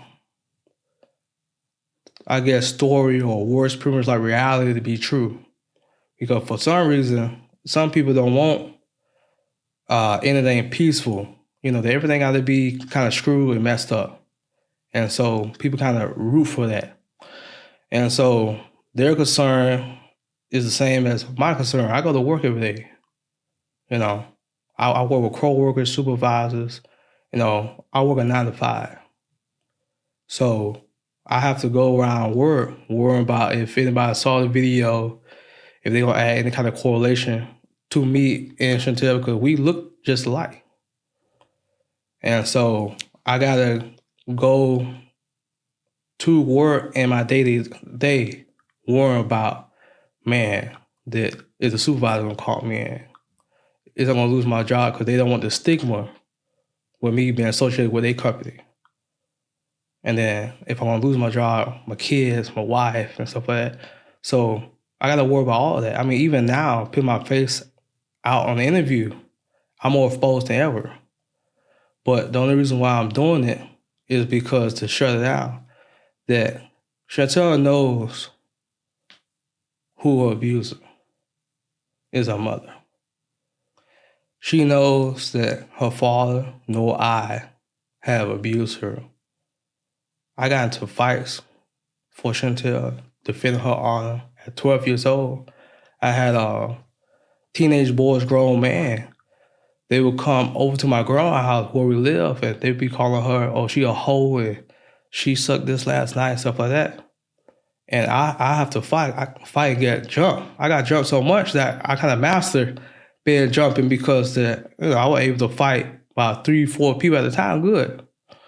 You know, but that's me defending her honor. And that even when she was gone late at night, she would creep out the house, and I would be on the school night looking for her, never knowing why she was gone, where she's at, till that I find out from pretty much the police at our Boynton Beach, because she got caught, I guess, pretty much a prostitute. Your sister was prostituting at a very young age.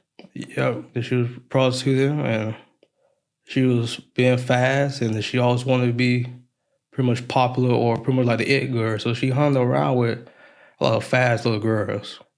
And so me, as an older brother, I would talk some sense into her, like, hey, man, that you don't have to move like that to be popular, or to be seen. That I was her conscience, her good conscience. I used to lecture her about, doing things, the right way. That you don't need to be all out there. You don't have to copy this girl to get attention. Just be yourself. And so, during any kind of hard situation, I was always there for her. That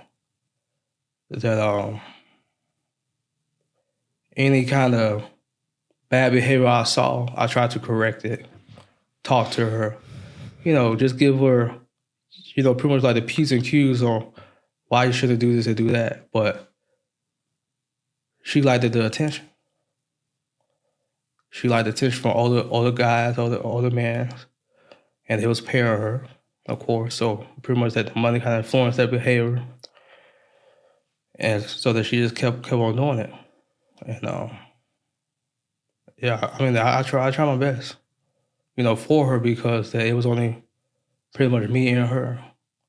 And so since I was abused pretty much by a mother, I didn't want it the same for her, or any kind of negative pretty much situation in her life, because that she is my little sister. So you felt like it would definitely one day get better because Dad he came in, totally switched your life around, took you out of that abusive environment. However, the trauma is still there. And it just got worse. But not for you. Yeah, like for me, as far as the home setup and having a good parent who wasn't abusing me, and then that pretty much has to give me a environment that wasn't so chaotic.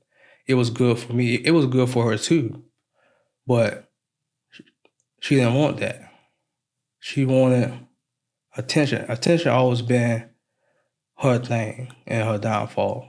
She's gonna get attention from the wrong way or wherever. If they mess with a whole lot of guys or wherever, or telling people lies so they can sympathize with her and they can build some kind of fake kind of like community to wrap around her or to help her. That's always been her thing. And so that what was provided to her, for some reason in her mind, it wasn't good enough. There was a chance for us to live normal, to be in a normal household, to not to go through all the abuse or to hear your mom screaming at the TV, talking about aliens coming and all kind of crazy stuff. There was a chance for you to live in a normal setting, but that wasn't for her, I guess. Now, since the interviews, she's been doing interviews and I know it's taking a toll on, just your entire environment. It's like you can't, no matter how much you try to get away from this shit and try to shut your past down and move on, it's just, it kind of sounds like the spirit of your mother is and your sister, Oh yeah, deep in her. I mean that she's a part 2 or pretty much like a 2.0, but she worse. I mean that she worse. I mean, as far as the false allegations and stuff like that, but man, I mean that she's, to me, that she worse. I mean, goodness gracious. What type of mother is she to her daughter?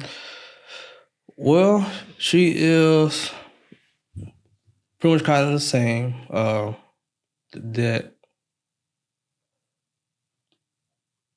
if she's mad or whatever, she will hit her daughter. She'll take it out on her.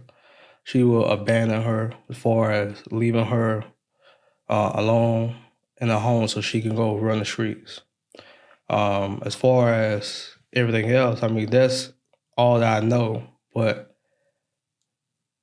she's not treating her daughter in the way that she wouldn't want to be treated or wouldn't want to experience. There's a difference between me and her as far as my kids. With my kids, I'm not going to beat them. I'm not going to burn them. I'm not going to do anything to harm them. I'm going to do quite the opposite. I'm going to give them the best comfortable life that they can have. And if anybody hurt my children, I'm going to put them in the dirt and then call the police later. So with her, it seems like that she is somewhat actually like continuing the abusive behavior. For me, is ended with me. Not gonna be passed on to my children. My kids live normal lives. They're innocent. How do you feel about your dad still having to go through this? I mean, all y'all really. Well, if it was me, I'll close the door, and then I'll give her everything that I got. That I'll wash my hands with her. That I would not give her any kind of protection, any kind of, you can come back, I forgive you. Nothing. Now that's me talking as a brother. Now with me having my kids on my own, I understand from the father's side where he's coming from. But at the end of the day, what she did throughout the years, I mean, it's too much. I mean, you only take as much as you want to deal. And all the stuff that she's done, I mean, after a while, I mean, for me, I toss in the towel. I gotta love you from a distance, pray for you, hope that, you know, that you can fix your life, you know, find peace, but I can't deal with you because you're a liability, you're a risk. I'm trying to help you, protect you. All you're doing is trying to pit me in the dirt, pit me in, you know, shame me and all that other stuff. It's like, you know, you helping somebody who want to hurt you. It's just wild that according to you know, Chantel, you the daddy it's like, and when she comes here, I'm gonna ask her to give me a whole list of everybody she been raped by. I promise you. And this is gonna be like, I'm gonna be honest. I'm gonna lay it out, and I'm gonna have her background, you know, because we running a background check on her and everything, and we just, this shit's got to stop. And people, you know, and it's kind of a gift and a curse.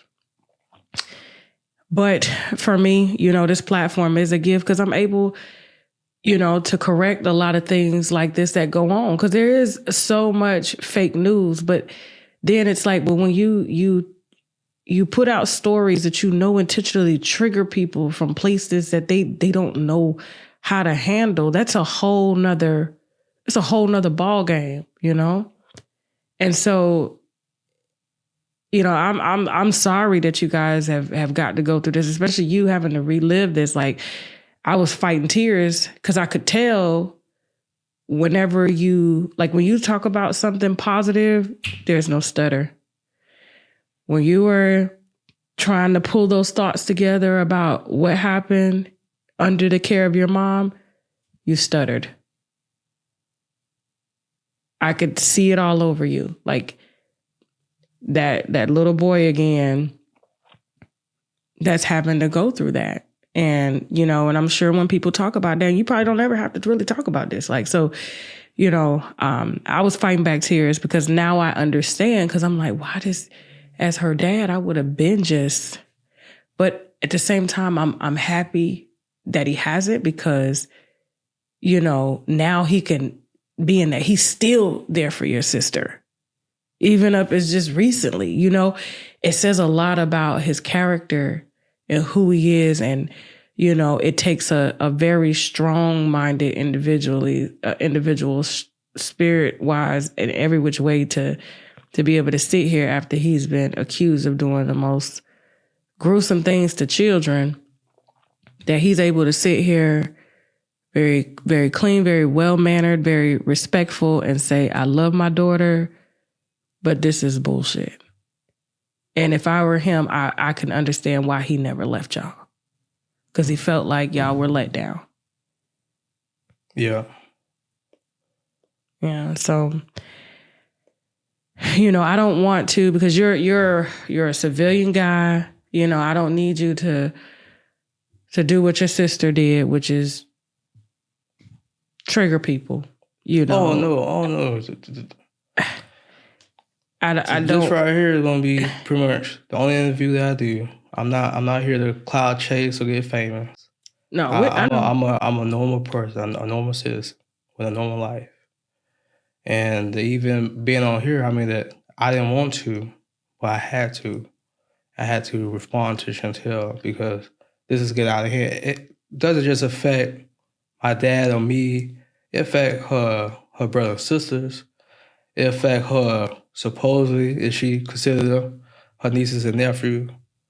You know, this only also affect her too, because at the same time you doing this, making these false allegations, telling people all the crazy story, this mess up your life too. All for what? For money? Because you think that you can snag a deal, I don't know, maybe from Netflix or something, and make a miniseries. But doing this for fame or money is wrong, and it's gonna hurt you too. She don't realize that she won't have a normal life she ever pictured. She won't have it after this. Even with the first interview, that no man ain't gonna want to date her. Because you tell them the word that, you know, the man in your family, you know, touched you. And you're supposed to have all this trauma from us. But when the trauma you had was instilled by your mother. Yeah. Was it embarrassing having, you know, I guess CPS always come up to the school to ask you about your daddy? Every time pulling me from the classroom, asking me have I been abused by my dad and all kind of stuff. And, you know, at first I was just annoyed, but it just became part of life. Because every time that Chantel didn't get her way, she'd go to the school and she'd tell the teacher or principal, hey, that I've been touched, I've been beaten by my dad. So CPS, and you know, they were always in our lives, asking all my brothers and sisters, including me, that have y'all been touched? Have y'all been beaten? This and that. And once they don't find nothing, you know, they go about their business, but about 2 or 3 months down the line, back at it again. That same questions. So I've been dealing with this all my life. As far CPS, you know, just a child being questioned, you know, yeah. Thank you. I appreciate you, you know, you coming here in support of your dad. And again, I'm sorry. It's kind of like CPS all over again. I'm having to ask you, were you touched? Oh no, it's fine. It is all right. I came here today with a purpose to let the world know the truth. And so that's what I came to do. All the anxiety and stress that I'm feeling and stuff like that. You know, I came here pretty much to undo right. So yeah, it's been crazy, but yeah. But I know. Yeah. But we're gonna do our best to make sure the correct story gets put out. And, you know, people will think twice again about doing this, you know, because there's always going to be someone that's going to know the truth. And there's always 3 sides. And, you know, your dad came today with 3 sides. And so thank you, Brandon. I'm going to talk to your stepmother. So he ain't the best nigga now. Let's get that straight. He whorish. That's the problem me and him had. And I'm gonna be done went to prison. Because I'm going to jump on him every time. She expects the good out of people to hold her secrets. You know what I'm saying? Mm-hmm. But she want to do this type of shit. I'm done holding her secrets. He came home from work, caught her in the bed with a man, in his bed. So that's how she get a couple charges, because my then 15-year-old son jumped in the way. Because me and her were going to go at it. So when she called the police, and then the police come over to talk to me, I didn't even know I was bleeding. He said, what is all this? And I'm like, what? I said, oh, well, she did it. So my dad, he have this thing where he likes to go after women that's not financially stable, mm-hmm. that don't have the means or the knowledge of how to protect themselves. He likes to use the law as his weapon. Mm-hmm. So he will go after these unfortunate women. The women we be knowing, you know, and I run my household, even though, you know, my husband's the king, but, you know, the house in general, you know. Mm-hmm. And so, you know, we've spoken to your soon-to-be ex-husband, Clarence. Mm-hmm. Is he going to be soon-to-be? Mm-hmm. Yeah.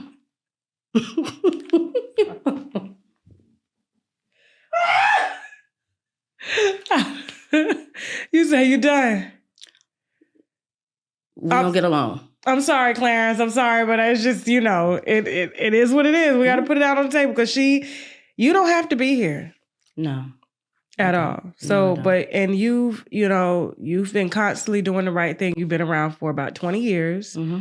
You've been in Chantel's life. Mm-hmm. You know her very well. You know her and her brother. Mm-hmm. And I'm going to be honest with you, it takes a strong woman to take on a man. And then he got that many children and they got trauma.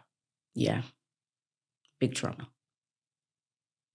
And I want to ask, first of all, how did you do it? My heart went out to them, and I loved him, so I loved whatever came with him. Okay. So it wasn't hard to do. I gotta tell you, Brandon, I don't know if you saw me, but I was fighting back tears. Like when he was, as soon as I asked him the question about what was it like living with his mom, I could tell that his face was shaking. He was nervous and he was stuttering. But when we were talking out there, it was nice. Like he was I couldn't pick up that he had, any type of speech issue. But I think the trauma triggers the speech issue. And he gets nervous. Yeah. I mean, of course, look where I would be nervous too. So This is a regular, everyday working man who has been accused by his sister, Chantel FreeMan. Let me just say this. My father wasn't the only person that was touching me. My 2 older brothers was as well. And that's why I can't tell you. I don't remember when I lost my virginity. I don't know. I don't know if it was one of my brothers. I don't know if it was my dad. I don't know. I don't know. So when you met Clarence, were the kids already living with him at the time? Yes. They were? Okay. And so from your observation, what did you pick up meeting the kids for the first time, Brandon and Chantel? It was 3 children. Okay, it's 3. Okay. And Brandon's always been a sweet boy. And then Chantel seemed to be a sweet girl, which she was. She was young then, Okay. But you can tell something there. He didn't divulge that information to me just now meeting me. Okay. But you can tell there was something there, something wrong. Now, you work in the medical field, right? I used to. You used to. Mm-hmm. Okay. And so is that the reason why you were able to kind of pick up on the signs of maybe some trauma? Well, my grandmother and my aunt kept foster children, challenged children. Oh. So I kind of knew when you see that trauma, they came into my grandparents' house, so. So you kind of already had experience with dealing with, okay. Yeah. Is Jimmy going to kick the wall today? Set a fire. Yeah. My friend, I got one of my closest friends, her name is Marie. Shout out to Marie, but the foster kids that she dealt with, oh my God, they would even say that she would abuse them and them. And it was just she had to call the police all the time. They would end up going back. It was just, but she did it because she felt like she always did something good, Yeah. But a lot of these kids are gone already. Did you feel, Brandon leveled out and he's now a husband and, Brandon has surprised all of us. Really? Mm-hmm. Yeah. He is on the path better than any of the children. I will say that. I heard he just bought a house. Mm-hmm. Closed on it. He's a good dad, good husband, So. And his family's in jeopardy now because of the allegations that Chantel. You hold it back, girl. It's you want to go in. I can't speak on his because I don't really know, but it's a lot to deal with, especially if your other half is not used to that. You know what I mean? Yeah. So you meet the kids. So you immediately took to them? Did you get into mommy role or did you just kind of get into... Kind of.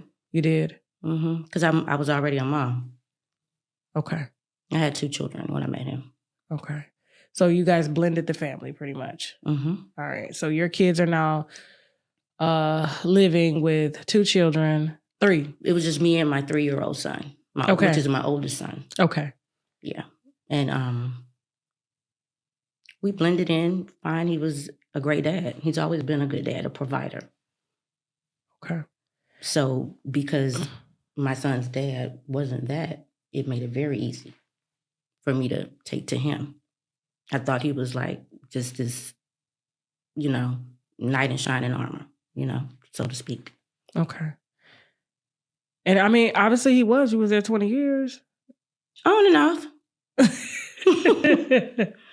I mean, yes, besides... But yes. But he's always been he's always been a great dad. Yes. Okay. And Chantel is the only child that has ever alleged anything crazy. Oh, yeah. And it's... I'm trying not to go there. No. But I'm just... You may have to. Yeah. I'm sick of her. I told him to call you. Okay. Because she needs to be stopped. That's just what it is. It's gone too far. And he's a lot of things, but he's not that. So, don't get me wrong. I've had people tell me, I wouldn't, stand up for him or nothing like that. Well, that's you.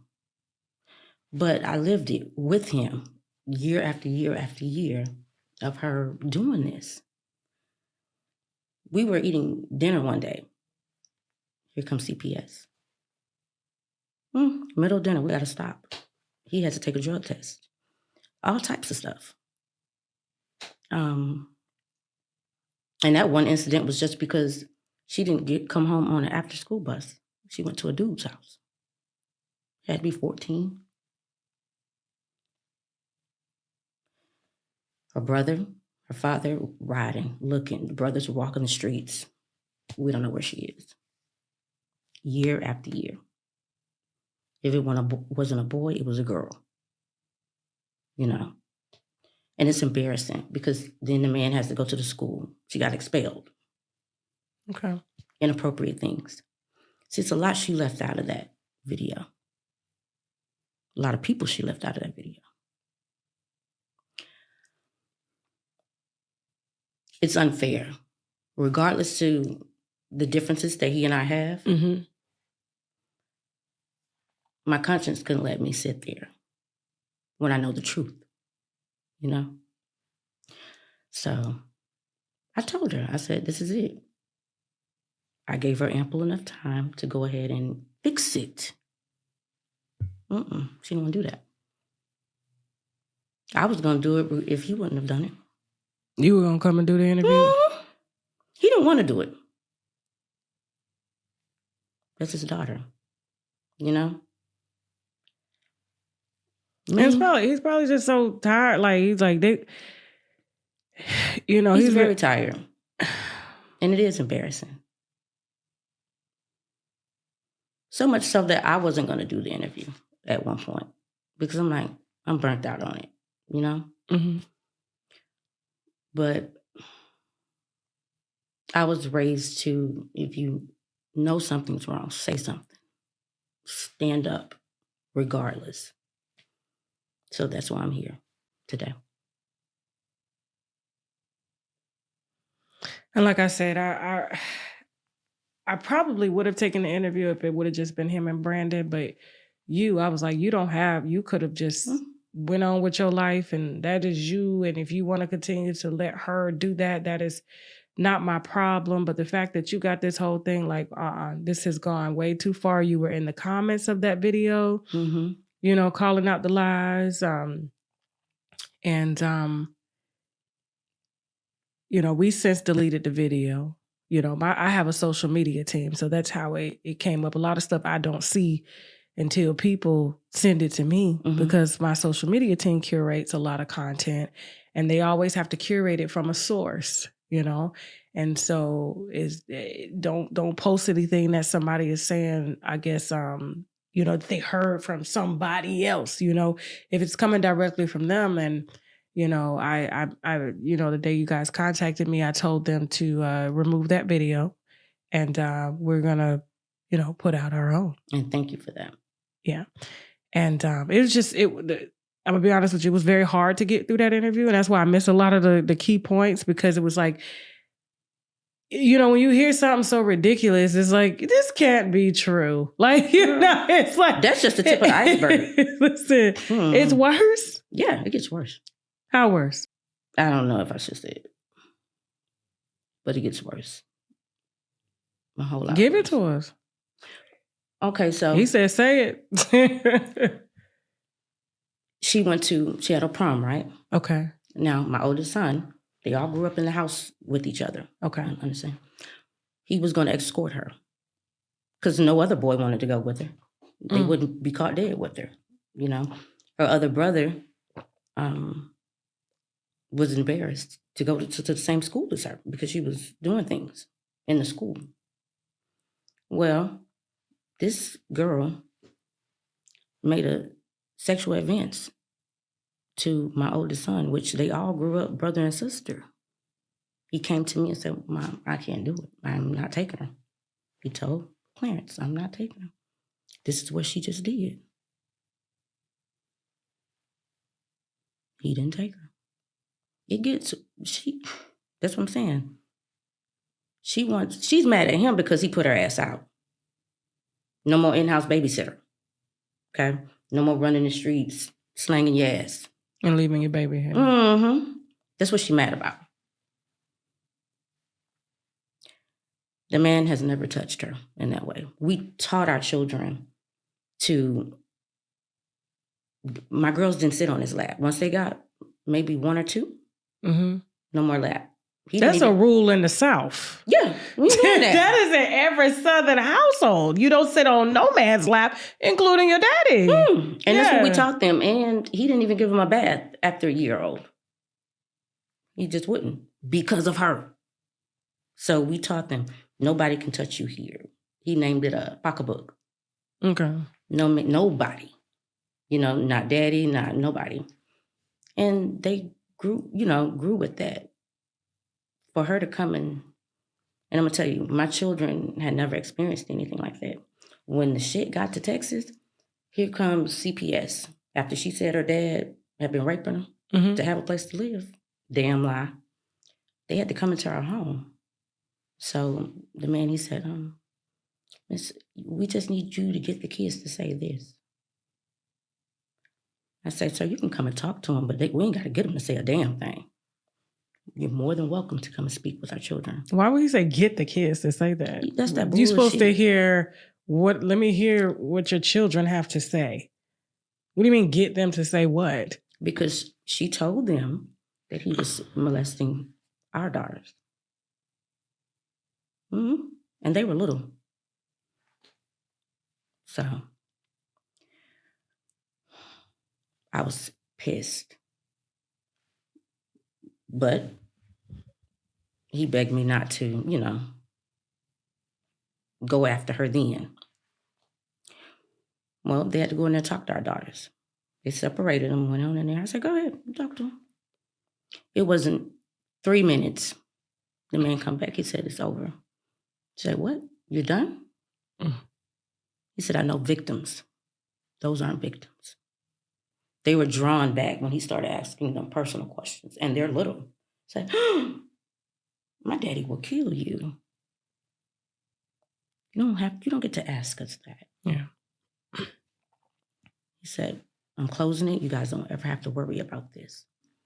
Baby, that girl stood in front of the police. I went and got formula for the baby, took her food stamp card. She gave it to me, gave me the pen. And we talking about Chantel? Okay. When she had her baby? Yeah. And came to live at... No, she was already living with us. she never left. And this is after years of daddy raping her, brother raping her. She had done been saying it, but that day was different. And even the police said they knew it was bullshit when they got the call, See, the part he didn't tell you is that she put that infant, that 3-week-old baby, in the passenger seat of that car, a Ford Fusion, gassed it, threw on brakes at the stop sign, maybe a block up. We standing there looking at her. The whole car just jerked. She reached down on the floorboard and picked up the damn baby. Baby wasn't in no car seat. How old was the baby at the 3 time? weeks. And that's why the police got called. No. She called the police. I asked went to jail that day. Because that was the day she had said, I can prove it. Mm-hmm. He's got a lot of skin. Mm-hmm. And then he had no damn skin on him.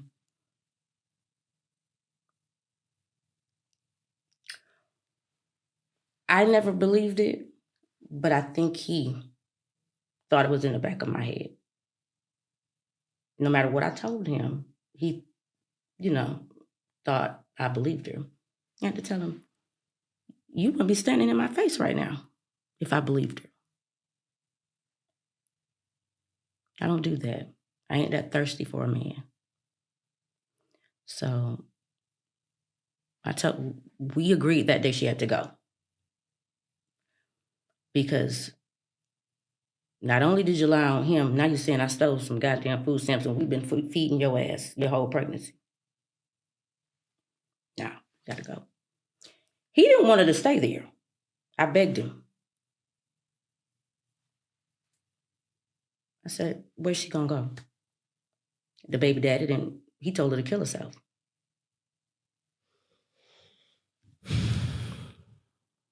Said, let her. He got pissed off because she let the same dude that said, kill yourself and the baby come to the hospital and bring up 1 box of diapers. He was like, she can't come back here. She called me crying. Please, please. I said, don't worry about it. I'll deal with it. I said, Clarence, she got to come home. Go get her. Bring her back home. Because she was pregnant. I mean, as a mom. Bring her in the baby home. She had her own room, everything. That whole bullshit about being homeless, non-existent. Every time she had, prior to that pregnancy, he got her out of jail because she went with some dude and his children, tried to take over the dude's house. The dude tried to get rid of her. She fighting him. The dude put her in jail. He had to go bond her out. He's always saving her.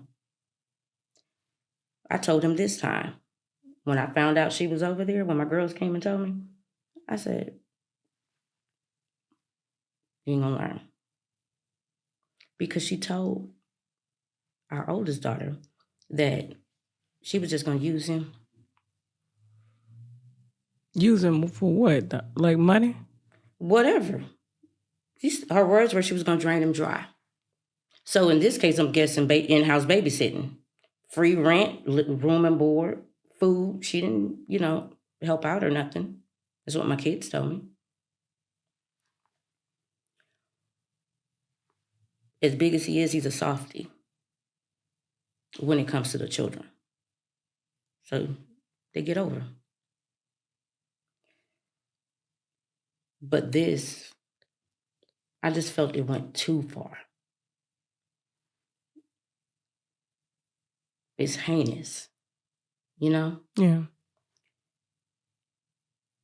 I ain't gonna lie, Tasha. I want to whoop ass. I was gonna ask if you ever had put hands on her. I want. The night that video aired, I wanted to whoop her. A friend of mine said it. Leah, don't do it. She's expecting you to respond. Mm-hmm. Yeah. I had to did my background. I done found a job. All of it. At that point, I'm like, I'm sick of her. Because it's bigger than him, me, anybody, my children. So when people say, oh, well, why he not saying nothing? He can't say nothing to satisfy y'all. That's how I felt. Yeah. But again, what does that say? I married him. I had children by him, Your kids are with him? Yeah. All the time? Oh, I ain't finna do the single parent thing. We ain't gotta be together, baby, but I ain't finna do the single parent shit. I hear you. Me either. Listen. So, he won't do it. Again, I care about her. I did. I'm not gonna sit here and lie and say I do now because I don't. The limits I would go to, he won't. When it comes to mine, you know? Mm. Again, he's a softie. He sat here and held back a whole lot. I'm just sitting in there listening. He talked all that mess. He was going to tell this and tell that. He ain't told shit. You think I should bring him back in here? Yeah, you need to bring his ass back in here. We got time. Mm-hmm. You know what I'll do? Hey, Shay, we got 30 minutes. Bring you slide over. Y'all, we're gonna do both of them. Get Clarence back in here. Cause we gotta get to the end of this now. So we had to bring you back in here, Clarence, because you know your Khalila's here, and she says that you were holding back. Now I totally understand why. Like sitting here talking to your son, I was holding back tears. It takes a lot to make me cry. And I could just tell like him going back in time to explain those things and why he has a speech impediment and the fear that was instilled in him. And, you know, at such a young age, I can understand that you're in it. These are your kids. You will give your life for your kids. And you doing this right now is even taking a lot out of you because at the end of the day, this is still your baby. Chantel is still your baby. But you know, she's saying that you holding back a lot.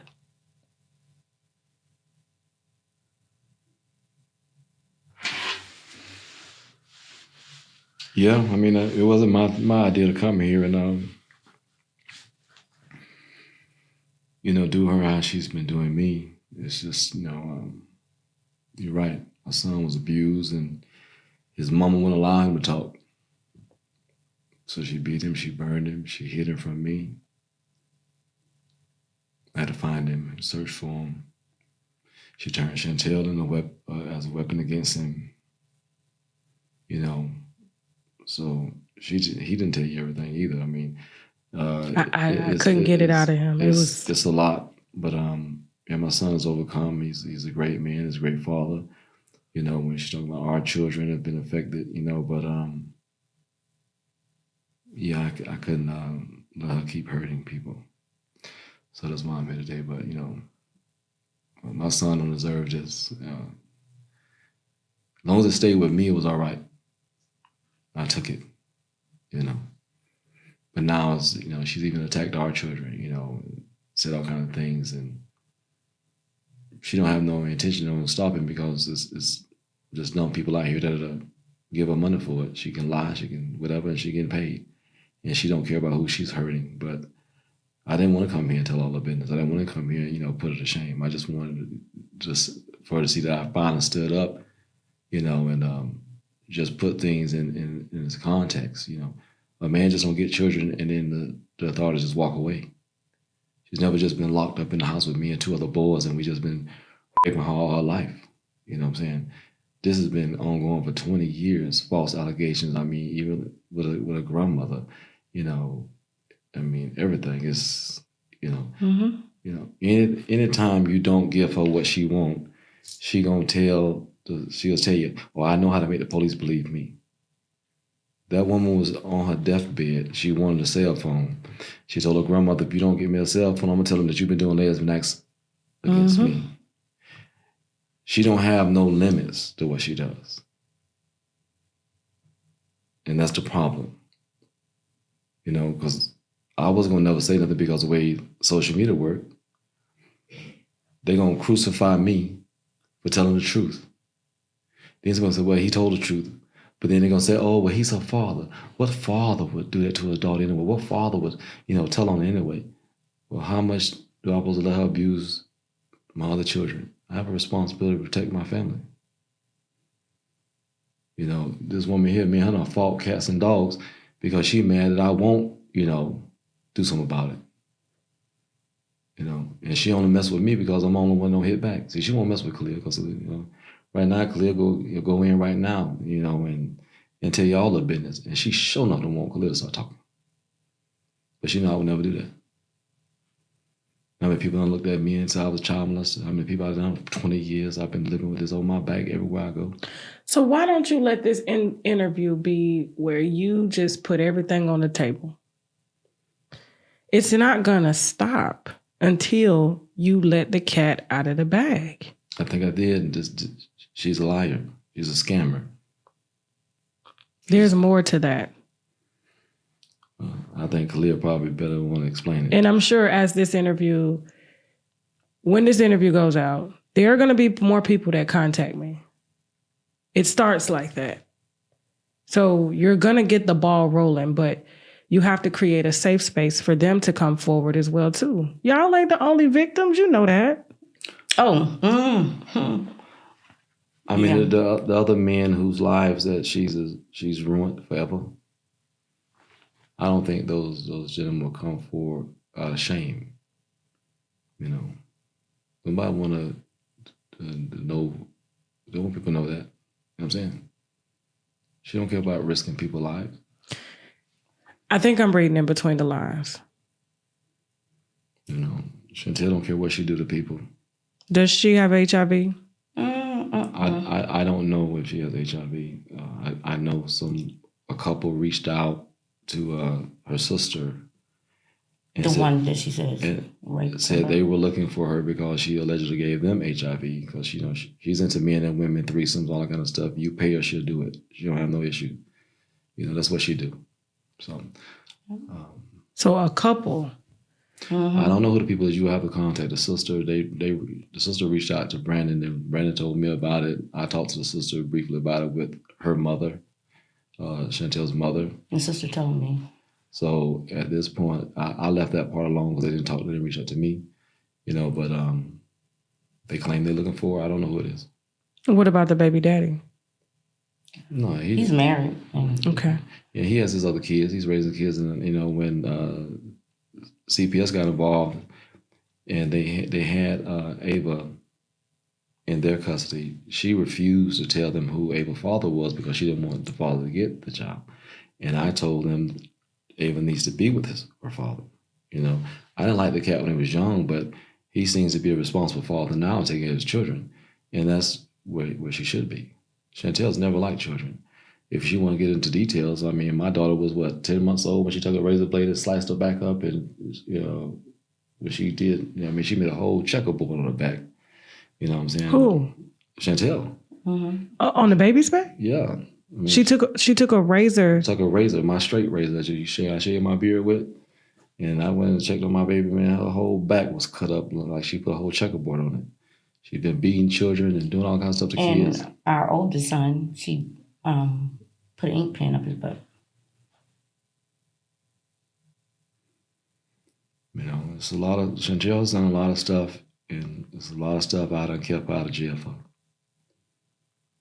Maybe she need to be in jail. Maybe that's the safest space for her. It's kind of hard to say daddy did this or keeps doing this if she's in jail. Well, sometimes we got to say he saved her. That's all I know. But to draw the line, you got to draw the line. It's your grandbaby. I told CPS to give that child to the father. The fact that she refused to give them his name until they threatened her with arrest, that's when she finally gave them the father's name.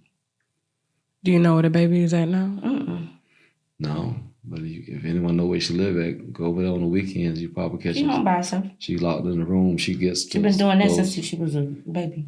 She locks in the room. My grandbaby didn't even know how to use the bathroom until she went to kindergarten, first grade. They taught her in school she had been willing to pull up all her life because her mom would keep her locked up in the room on the weekends and stuff, and for days leave. The only thing my grandbaby knows what to eat is Ensure, noodles, zebra cakes, and noodles. She gave her a tablet, lock her in the room, and that's her thing. I told CPS they need to get my grandbaby, but you know, they did. Even all the cases, they pulled up the cases, told me, we filed cases in South Carolina, we filed cases in Florida, we filed a case down in Houston. They still let her keep the dog, keep my grandbaby. I was trying to save my grandbaby. They was going to take my grandbaby when she can't live with me. But let's just say, you want me to tell the truth? Yeah. She had CPS cases in Columbus, Ohio. She had been leaving my grandbaby alone in the house, her and the boy too. They was going to work at night. She was a correctional officer in juvenile detention center. So she worked for the state. Yes. And was leaving her baby at home by herself, locked in the room. She had to be to work at 4:30 p.m. He had to be to work at 10 o'clock. She didn't get home till 6 o'clock in the morning. He got home late on that day. The neighbors in that community, the people was like, hey, this some bad stuff going on with this child. It was the people in Columbus, South Carolina that, was calling the people on her. And one night they came there because my grandbaby got out of the house and the police came. But Chantel me like she had just ran around the corner, came back, but she had just ran from work and came home. Because one of the girls called and said the police was at the house. But, so I got her through those 2 CPS cases. The third case was a criminal case of some type of assault with one of the people who had reported her. I think her and the dude got into a fight with her because they was mad that they had called the police on them. And so at that point, I knew CPS in Columbus, South Carolina, once she left the state, their jurisdiction would be over with. So she came to my house, running to my house to get away from CPS. And that was my attempt trying to give, to save my grandbaby so she's not going to the foster system.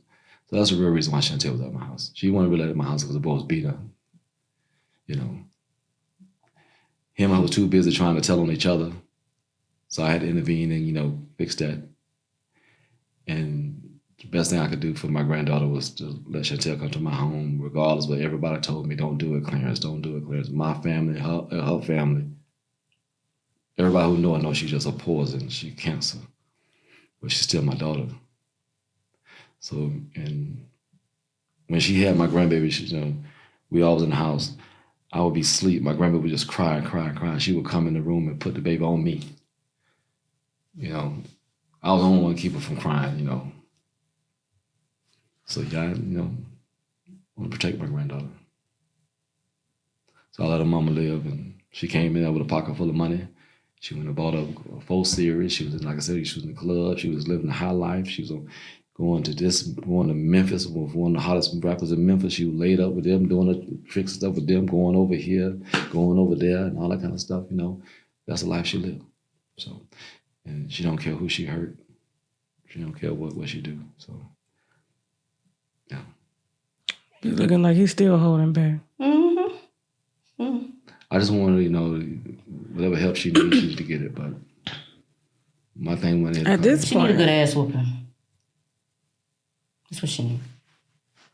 I got her. She was damaged. Her mama had got on drugs and had been doing all kind of things to her.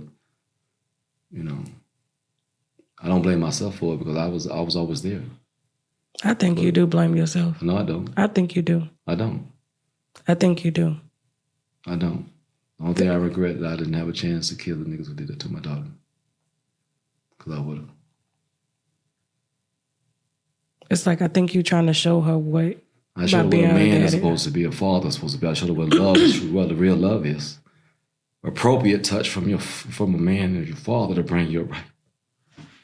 You're not an object for people just to fucking use. So if I'm guilty for that, I'm guilty. But that's my child. I don't want to put her to shame. I want her to thrive. I want her to win. When I met her, she had a 3-year-old son. I fell in love with him immediately. Bathed him, cared for him. He called me Pops. I made him all the rules. You give me a diploma, I'll buy you a brand new car. You contact Huggins Honda in North Richland Hills in Texas. They'll tell you they ain't never seen a white man or a black man buy more new cars than me for their children who give them diplomas. I did everything I could to do for my children. I do all for protect all of them. Yeah, my son had a car and didn't have a license. Brand new. 2. Brandon 2, Chantel 2, all of them. I just wanted, I never even spoke bad about their moms to them. Because before the red got on drugs, she was an amazing mother. I never even painted a picture of her never. She kept my kids spotless. I mean, you know, I used to get mad because she always tried to beat me for money. I thought she was beating me for money every 5 minutes. God, man, I just gave you $5,000. That was last week. You ain't spent all that on no kids. And she got mad with me. She says, hey, come in. She took me in a 2-bedroom. She snatched open the doors. My kids had clothes from 3 months to 2 years, diapers stacked up for every stage of time, milk over there, this and that. She said, that's what I'm doing with your money. So, because the life I was living, I might not be there tomorrow. So if something happened to you, they're going to be good. I never even questioned them after that. You know, but when she got on drugs, she just became a different person. What was her drug of choice? First, I started out with weed. You know, she was green knife. She had never drunk before. And she had a birthday party, and the man got her drunk, but he gave her a juice joint. It had crack in it. After that, she just smoking weed because it was weed, but she never get high. And after a while, you know, this dude, you know, he kept giving her the juice joints, and she just started, you know, smoking crack.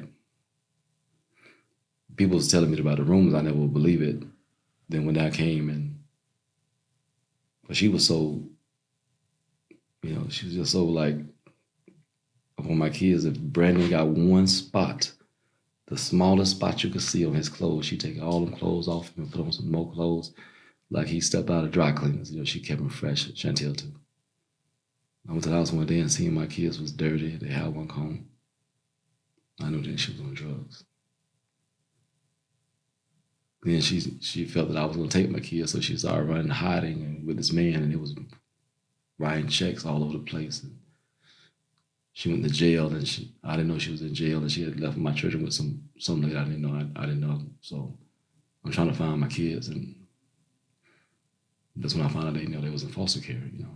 Hold on for a second. What's going on, Shaq?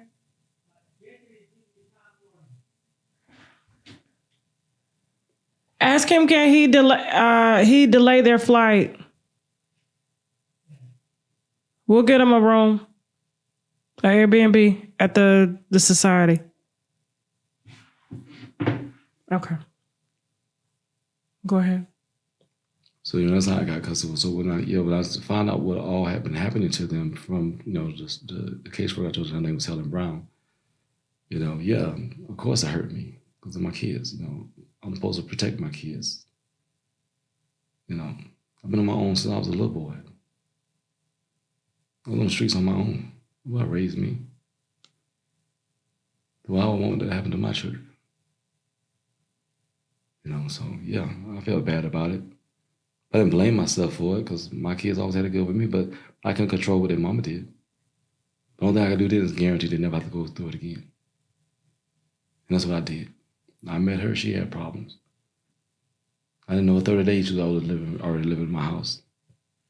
But I cared about, saw what she was going through, reminded me of what I was going through. But she was good people. You know, the little boy, her son, looked up at me, and the way his eyes would light up when he saw me, you know, it's like he knew he was good. And so how you break a 3-year-old boy's heart? His daddy wasn't nothing. And even when me and her went together, I could let her finish the sentence. She was running behind child support for the dude and everything else. Yeah. Me and her weren't even together. Tell her what I told you. He told me to get off the phone. He said, don't file a modification. Don't ask him for shit. I got it. As long as I'm breathing, he's gonna be good. And he kept his word. You didn't have to do that. So for me, when you can feed my children that's not yours, you kept that promise, that means a lot. So he ain't the best nigga now. Let's get that straight. He hoish. That's the problem me and him had. And I'm gonna went to prison because I'm gonna jump on him every time. But he's a provider, he's a father. He's gonna take care of them kids. Gonna have most of your wants, all of your needs. So when I know this man going to work with pneumonia, rain, sleet, snow, you can't get him to take off work to provide for those kids and all of us, really. And this is what you do to repay him. Because you mad, That's a problem for me.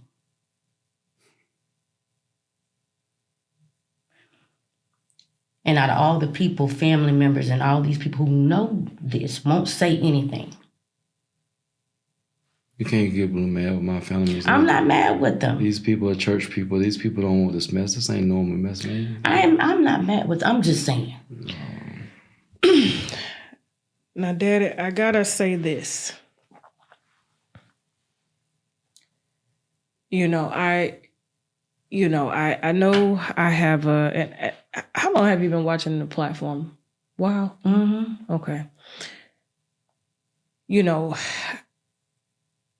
When we say we want the best for our kids, and I mean 16 kids, your kids are great. We're gonna have a few that take another path. And there's nothing we can do about that but love our children. Now, she said something that kind of, and it doesn't have anything, like you can't control what your daughter does. You cannot control that. However, spiritually, if you continue to entertain a lot of women, your daughter could somehow be reminded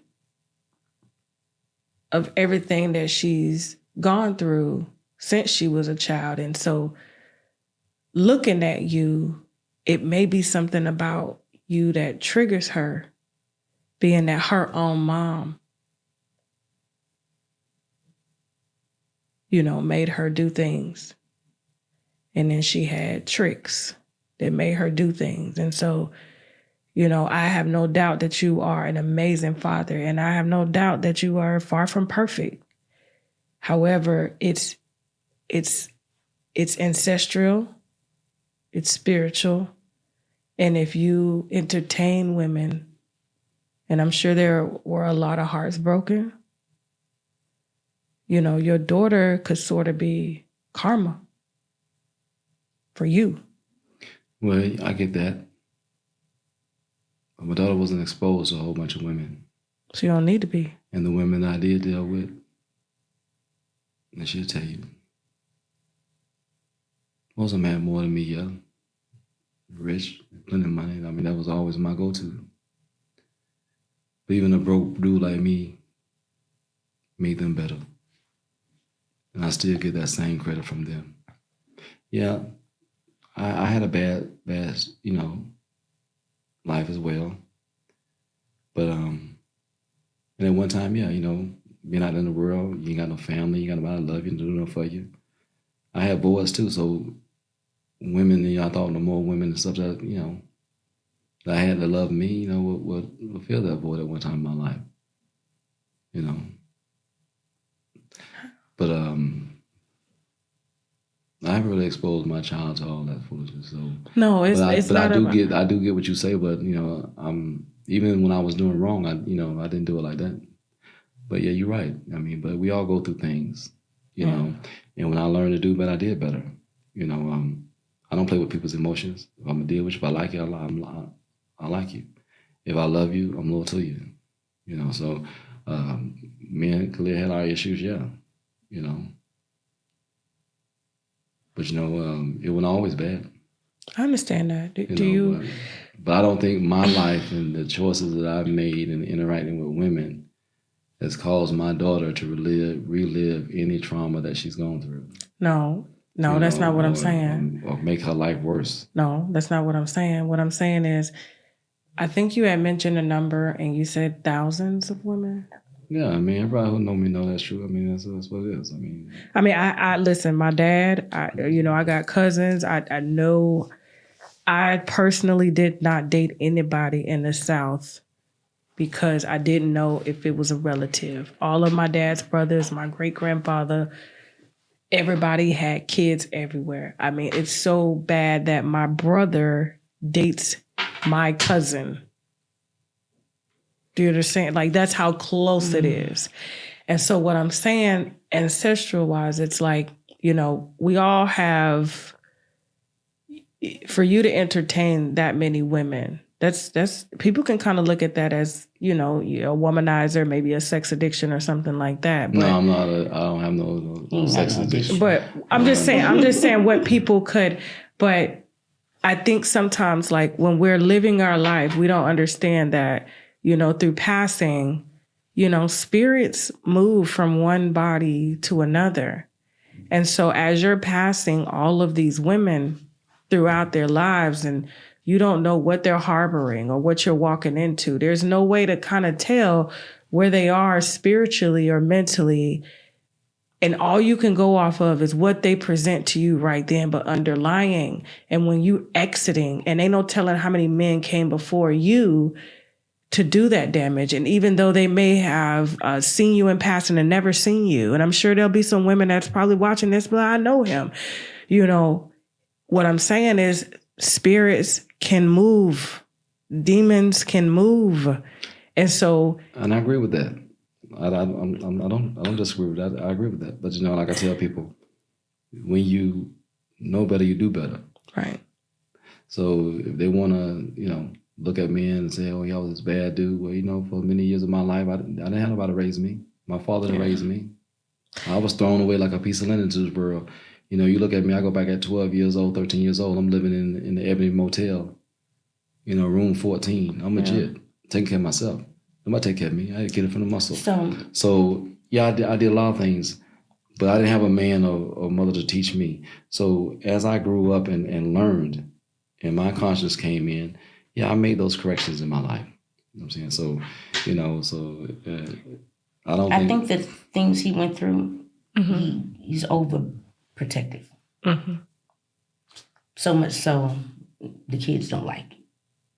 But I get it, I'm the same way. My daughter is like, "Mom, you are overprotective." I'm worse than him. I've been through a lot, and I just the more we try to contain them, the bigger the problem gets. And man, when I tell you, as parents, we all go through it. Some go through it. This is an extreme case. But I'm glad that you guys are here, because you'll be shocked. Like when we do stories like this, people come out of the woodwork. "Oh my God, I thought it was just me. My child has been doing this." You will have people thanking y'all, for giving them the courage, and where they felt embarrassed and shamed for, if I do an interview or put this out, but they've been lied on and, been in and out of jail trying to fight this, going through what you're going through similar. And like I said, there's no way you could control it. However, I don't know what your faith is, and I know you say you pray and, y'all go to church. There's ways that you can kind of clean up that energy, because right now your kids are being affected by it. Well, my kids have been affected by her, but the rest of my children ain't going through that. What's wrong? This flight is at 5 a.m. Is that okay? Does that work for them or no? Yeah, it works. Okay, that's cool. Do it. All right, cool. All right. We're talking about one person. Us. Well, I claim my son, her. 17 kids. I know. So if we look at it as a numbers thing, what I got a 99.9% success rate. You got a 99.9% success rate, but that one, it's kind of like, it's like the AIDS virus. Mm-hmm. Yeah, but you know what? She contracted that from her mama. I get it. Everything she do is from her mama. She's like he said, she is worse than her mama. She came up the same way all my other kids came up. I've been on all my children's life. All of this. At one time, I had custody of 9 kids at one time? We had 10. 10. They've been living with me. Why she the only one do that? Because she made a decision. She thought it would work for them other women, and she chose the wrong thing. And you want me to come clean? Come clean. She chose. Nothing was never good enough. She thought she was better. She thought she was smarter than everybody. She thought she could scheme on everybody. Her mama was the same way. So the traits that she have came from her mother. And that's it. She just schemed her mama. Yeah, Damn. Yeah. You let Brandon should have told her that. But the thing is, you know. What did she do? Well, you know, everybody know her mama's, you know, mentally challenged. So she receives a disability check based on her mental health. And they had cut a check off for a while because her mother got back on drugs and she tested positive. So, you know, you use drugs, they don't give you a check, right? She wasn't taking the medication that she was supposed to be taking. So, okay, you're not taking your meds, you're here on these drugs, we don't give you a check, you know. So Marlene, well, Brandon's older sister, got her mom out of the field, sleeping in the field, brought her home and cleaned her up, you know, got her, you know, back where she was supposed to be and getting her meds and stuff. So for the years that she had not received the check, you know, they say they owed her like $60,000. Well, shoot, Chantel done took most of that, you know. So, you know, and the mama just got that money. Chantel been running through like it's crazy, guilt tripping the lady, beating her for her money, you know. You know, talking about she gonna get this done, that done, you know, pay for my apartment, do all the kind of stuff, buy my furniture, you know, you owe me because you never raised me. So, but she won't, you know, even talk to Brendan because, you know, Chantel got her mama unlocked. So that's just what she do. But at the end of the day, I hope she can find peace and get her life right because like I said, I think the only way is not an ass whooping, but, you know, if you have leverage and there's abuse Because that going on sister with that that child. you're talking about has a son. oh yeah, she had falsely accused her sister's son She just, yeah. of molesting my girl. grandbaby, and she came down there and, you know, did some foolishness with her mama. So her sister was defending the mother. So I guess she get mad. She left Ava there on purpose to left, you know, and then went and picked Ava up and then got, you know, came back to Texas and made the call that, you know, her daughter had been molested by the nephew. Well, grandmama say Ava never was in the room with him. She stayed out there in the front room with her the whole time. So that never happened. But this is just a pattern. You get mad with your sister, so then you try to throw your little 13-year-old nephew under the bus by saying that he molested your daughter. Never happened. This is just who she is. And she don't care if you tell her. She don't care if TD Jakes could put hands on it. It don't make a difference who do it. I mean, is she on drugs? I mean, she get high, you know, she drank, she party like some of these young ladies do. I mean, I don't know no about other stuff, but I know she used to do that lean stuff at one time, you know, I don't know if she still do. But she has chosen this life of this Instagram models, so, you know, peoples and mess around with this and, you know, using what she got to get what she want, and that's what she feels works best for her. You know, I've tried to raise her to be better than that, you know. But hey, I guess that wasn't good enough. Does she call you mom? No, she never did that. I mean, they've always had a great relationship, and she respected Chloe. I mean, you know, sometimes they got along better than they got along with me, but her. But you know, I mean, I don't know what y'all want me to say, but I just wanted to get herself right. You know, I didn't come here to. But there's 1,000 things I can say right now. But I won't see my daughter commit suicide. You think she's capable of doing that? I think she'll do it for attention. If I told her business, yeah, she'll try to use that and do some foolishness to flip the script so she can come out on top of it, because that's how she think. What you think? She might. You think she might try to commit suicide? If everything was told. If I told everything that the girl did, she'd blow her brains out. She wouldn't show her face nowhere ever. Because when I tell you her stuff is bad, it's bad. And I'm also trying to protect her. I don't want these men to kill my daughter. So people, what I could say, she could never walk right no more. Why would I do that? If they don't know it, they ain't gonna learn it from me. You know, whoever she beating and scamming, hey, that's on them. I'm not gonna tell it. She can say what she wants to say about me. After this come out, she'll be saying all kinds of things after that. But I know one thing, like, you know, I've taken it all these years. You know, 2 women started to make me lose custody, and she thought she was smarter than them. And she took what those two women tried to do to make me lose my kids, and she figured she could make it her hustle. And she been hustling and scheming with that same stuff because she knew her mama then was doing it to get money from me. Like I said, at that time, I had plenty of money. This was all about the money. You know, so she figured, oh, if we can beat him, we can get his money, we can do this right here. And she learned that from the women. You know what I'm saying? So now I guess she figured she done masters the thing and then she doing what she do. But hey, that's how many men she done, you know, got money from for abortions and things like that. You know, ain't pregnant from it at all, but that's just what she do. And I'm not going to even go, and that ain't even ice. That's the smallest bit I can tell you. Yeah. That's just who she is. I mean, you know, so. She craves attention. If he's giving it to the other children, she's going to do something to him.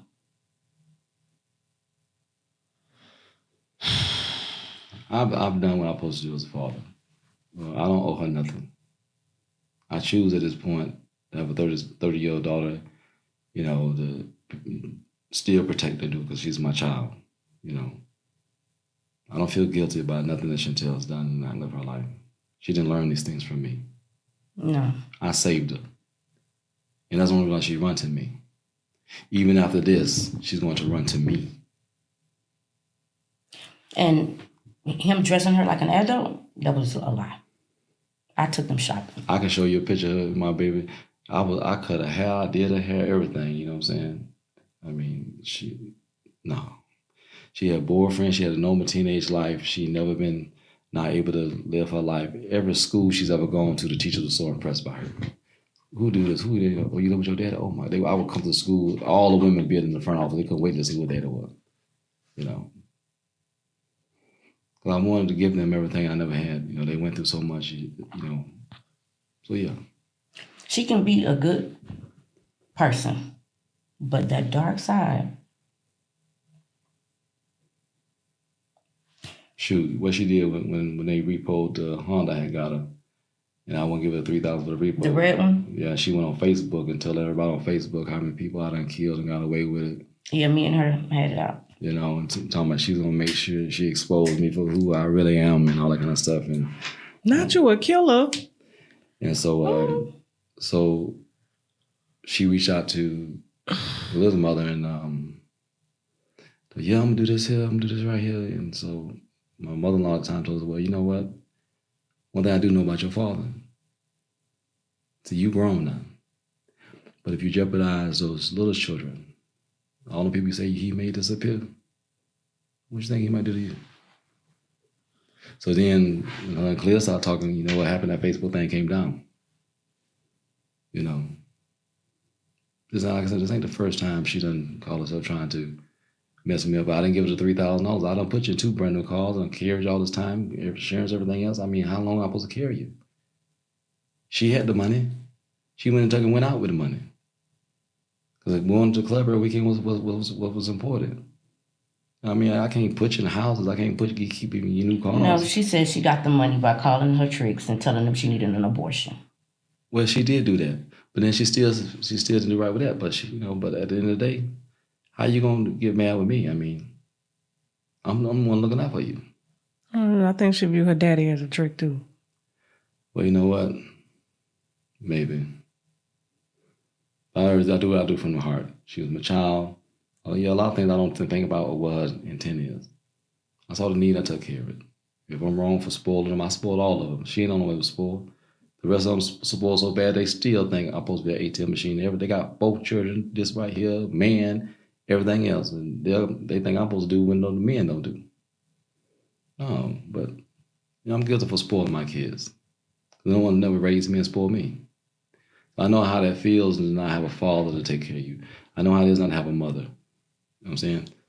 So I said, my kids will never have to worry about that. So, like I said, they'll say a lot of bad things about me. Once I throw them away and then take care of them. So do you feel like there's anything else he need to say, or he ain't gonna do it? Well, you want to know? You tell her.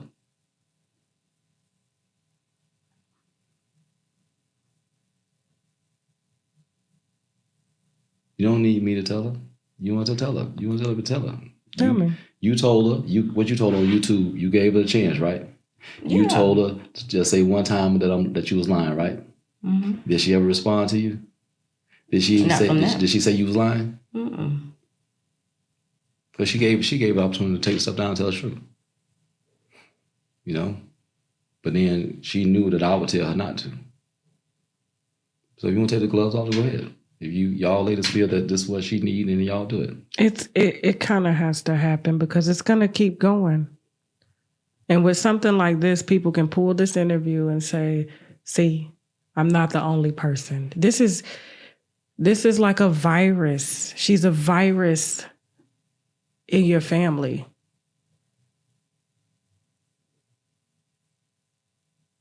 Yeah, she is. Well, she has a cousin through marriage. She's sleeping with him. She's sleeping with her cousin? Mm-hmm. Through marriage? Mm-hmm. So that means that's her cousin's husband? No. The boys, her great aunt was married to his father. She's came into their lives, and you know, she knows him as her cousin. She knows him as family.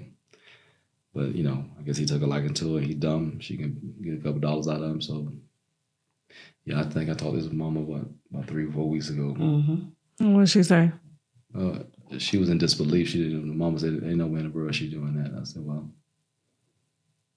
I your son."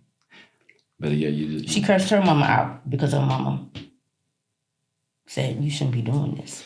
Yeah, it was her mother who brought it to the attention and told her that she was wrong for messing with the boy. So how old is he? He grown. Okay. But it just shows she has no boundaries. Any dude dumb enough to give her $1, she gonna get that money. That's all she care about. You know, she said something in the interview that she did with the boys. She said, I had all those women. And no matter how many women I had to get that nut. I had a whole interview. That's what stuck to me the most, because you're a victim. Victims don't speak like that. Why you sound like you bragging about, no matter how many women I had to have her. To me, that would hit me the hardest, because I'm like, that doesn't sound like a victim to me. It's almost like you bragging. She was my bitch. How? I dressed up provocative like she was grown? When? Never. What school gonna say that? What classmate y'all can't dig up a classmate? Y'all can't dig up nobody. Every teacher gonna say she was above average child, looked great, had more. She had $600 purses when she was in 7th grade, doing her birds, coaches, Fendi, Gucci, what the teachers couldn't have. She was getting $300 hairdos in 6th grade, 7th grade, 8th grade. The teacher like, who you live with? My daddy always. He do my hair, was cutting the hair, styling the hair, everything else. I mean, because, I got a few things I know how to do. But, you can't find a person on the planet to say this child was, living a great life with me. And this is that. So I don't know why I do know why, because that's her hustle. This is her hustle. So I'm not gonna make $1 from this. I'm not trying to put no money in my pocket. I'm trying to protect that young man out there, my grandchildren. My other 17-year-old daughter who, at one time was, thought that she had a good sister. My 15-year-old daughter, she don't even want me to come to her games. But me being a father, like I told both of them, baby, y'all ain't gonna worry about me coming around y'all at all. But I won't take you nowhere in the public. So people don't have to run, might run up on me and see us and put y'all to shame. So at this point, now it's affecting my kids. That's the only reason why I'm sitting in front of you. Because I've took it for 20 years.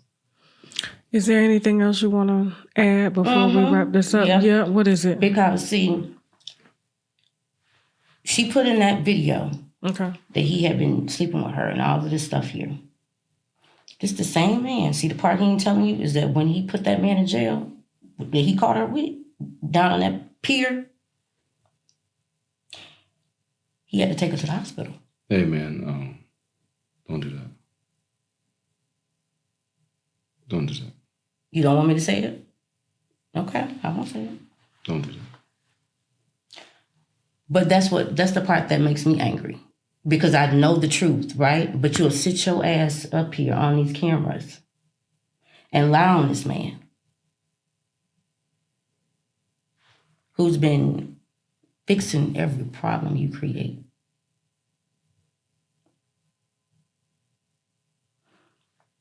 Why are you still protecting her? Because that's his child. He loved it, and it's natural, you know. But What happened at the hospital? he don't want me to say. I'm not her.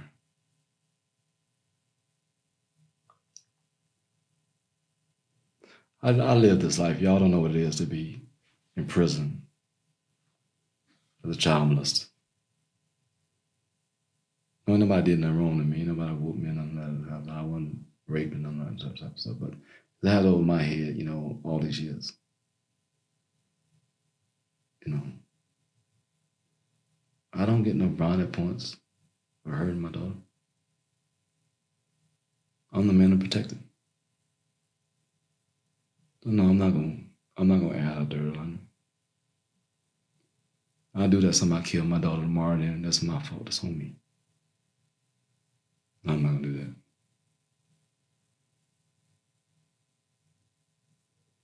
I'm not gonna do that. Ain't nobody gonna take nothing I say to use to hurt her like that. Now, if she's scamming these people, these companies, GoFundMe's and all that kind of stuff, she needs to pay for that. Because that money could be going to real victims, real women who have those problems, not someone who's taking a fairy tale and lying and creating circumstances that ain't never happened. I told you when I talked to you the first time, if you could catch me in a lie, you got one anything on me, dog me, you can't. But I'm not going to let anything happen to her. Ever. Not while I'm breathing. She's still my child. I gotta love her. Is she good or bad, right? She's nice to come here. No, she didn't ask to come here, but I mean... But I can't do that to her. I can't do that to her. So you have potentially the thing that could stop her from hurting anybody else. Tell the ex-boyfriend to talk to you. You have his number? No, but he won't.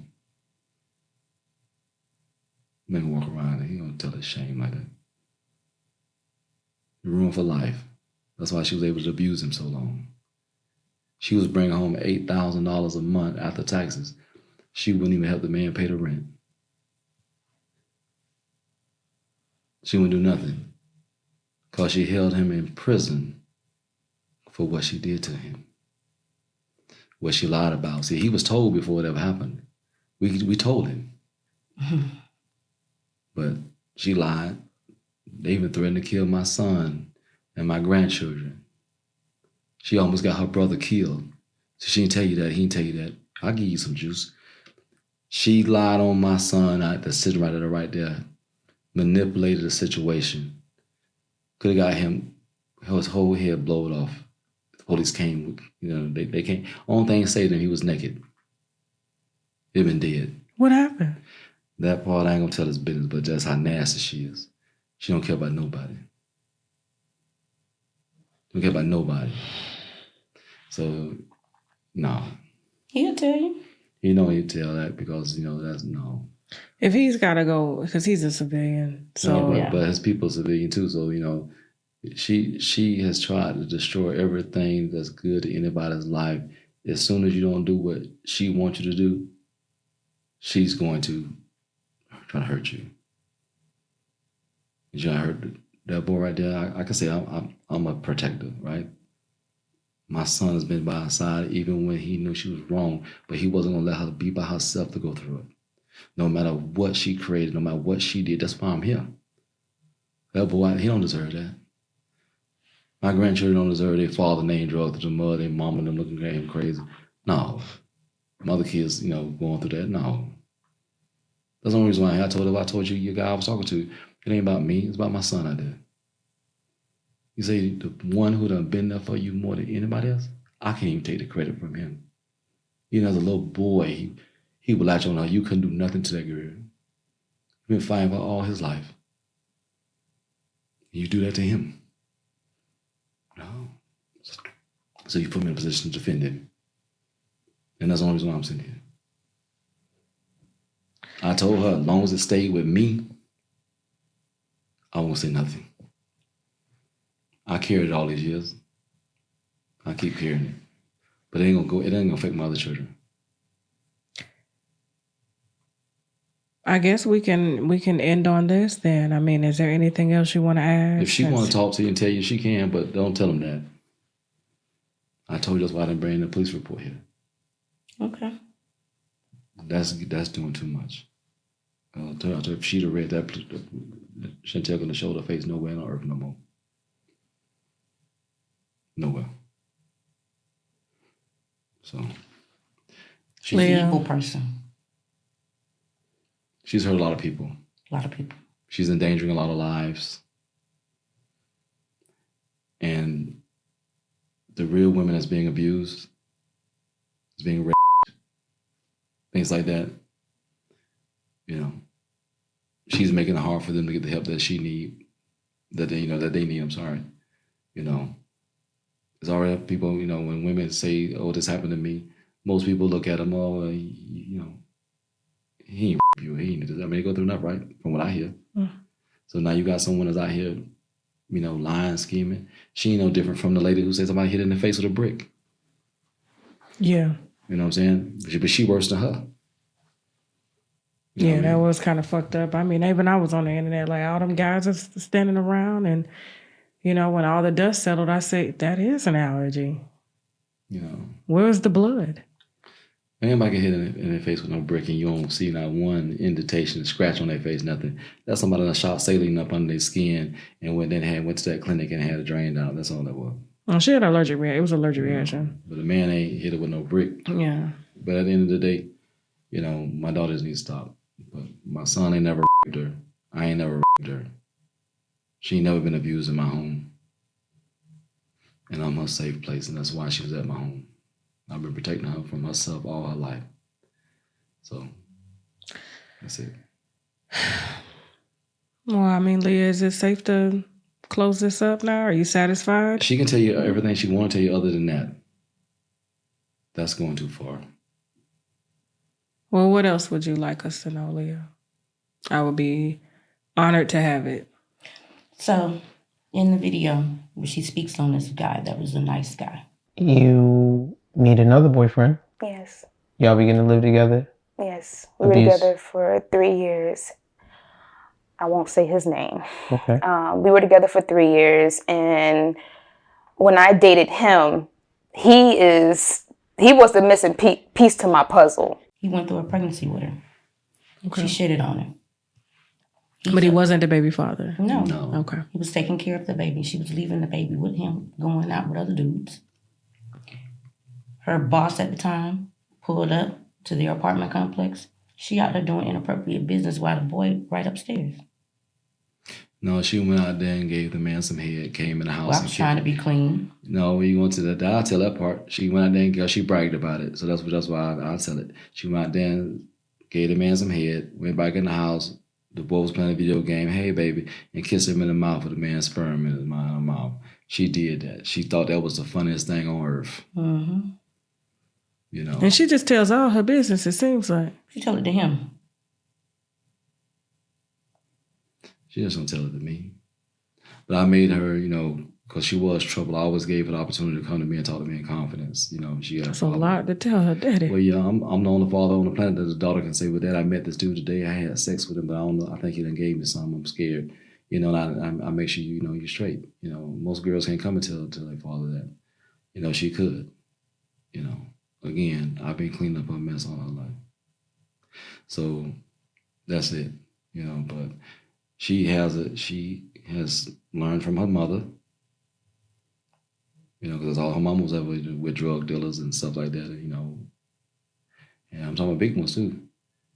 But that's how her mama lived. Her mom was a very nasty person. She spit on and shit on everybody. And the same people she spit on, she became just like them and worse. My daughter chose to follow the path of her mother's teachings and not mine. So when people want to think that she's a victim, she wasn't a victim. Not for the choices that she's made since she's been grown. She's doing it because she feels that's what she's good at. And again, I don't ever hit back. And that's why my name all over the world. 20 million views now? I don't know. Thousands of TikToks, people hitting me up talking about they made TikToks about me, everything, People come to my house, taking pictures, showing me they at my home. Somebody gonna kill me every day, thousands of calls. And all people just run with it. Because the black man always gotta be bad. There's a few brothers out that's good. All of us ain't bad. Even ones that done some bad things don't mean they bad like that. So I just want to let the people know my sons didn't do that to her. I didn't do that to her. And everything she's told on that videos and other stuff she's done is 100% false. And the men that did mess with her, she know that mess with her. She's very good friends with them to this day. The uncle her mama brother that did mess with her. Yeah. Got out that trick, he was a pimp. But see, she had made so many false allegations against the Boynton Beach police officers and school teachers and everything else. Yeah, they knew he was doing it. But they couldn't prosecute him. Because everybody she came in contact with, from teachers, police, like I said. And just telling, just the lies. He raped me. They ran trains on me. All the officers raped me. School, what school that was? Jupiter Middle School? Mm-hmm. That principal was a lady. Yeah. The police officer and assistant principal, she claimed they did that. Like I said, if you contact the Palm Beach County School Board, this like every I said, school. Every school. That's just what she do. Every teacher. Anybody that she get in trouble, her counter is, I'm telling you me. I'm telling you did this to me. And some give her what she want. She blackmail the ones who dumb enough to do it. And that's just who she is. But these men ain't gonna come forth. How many men they're gonna come in and make that shame? So they're not gonna do that. So, and that's just what it is. So, Leah, thank you. One more thing. Come on. The other brother. Mm-hmm.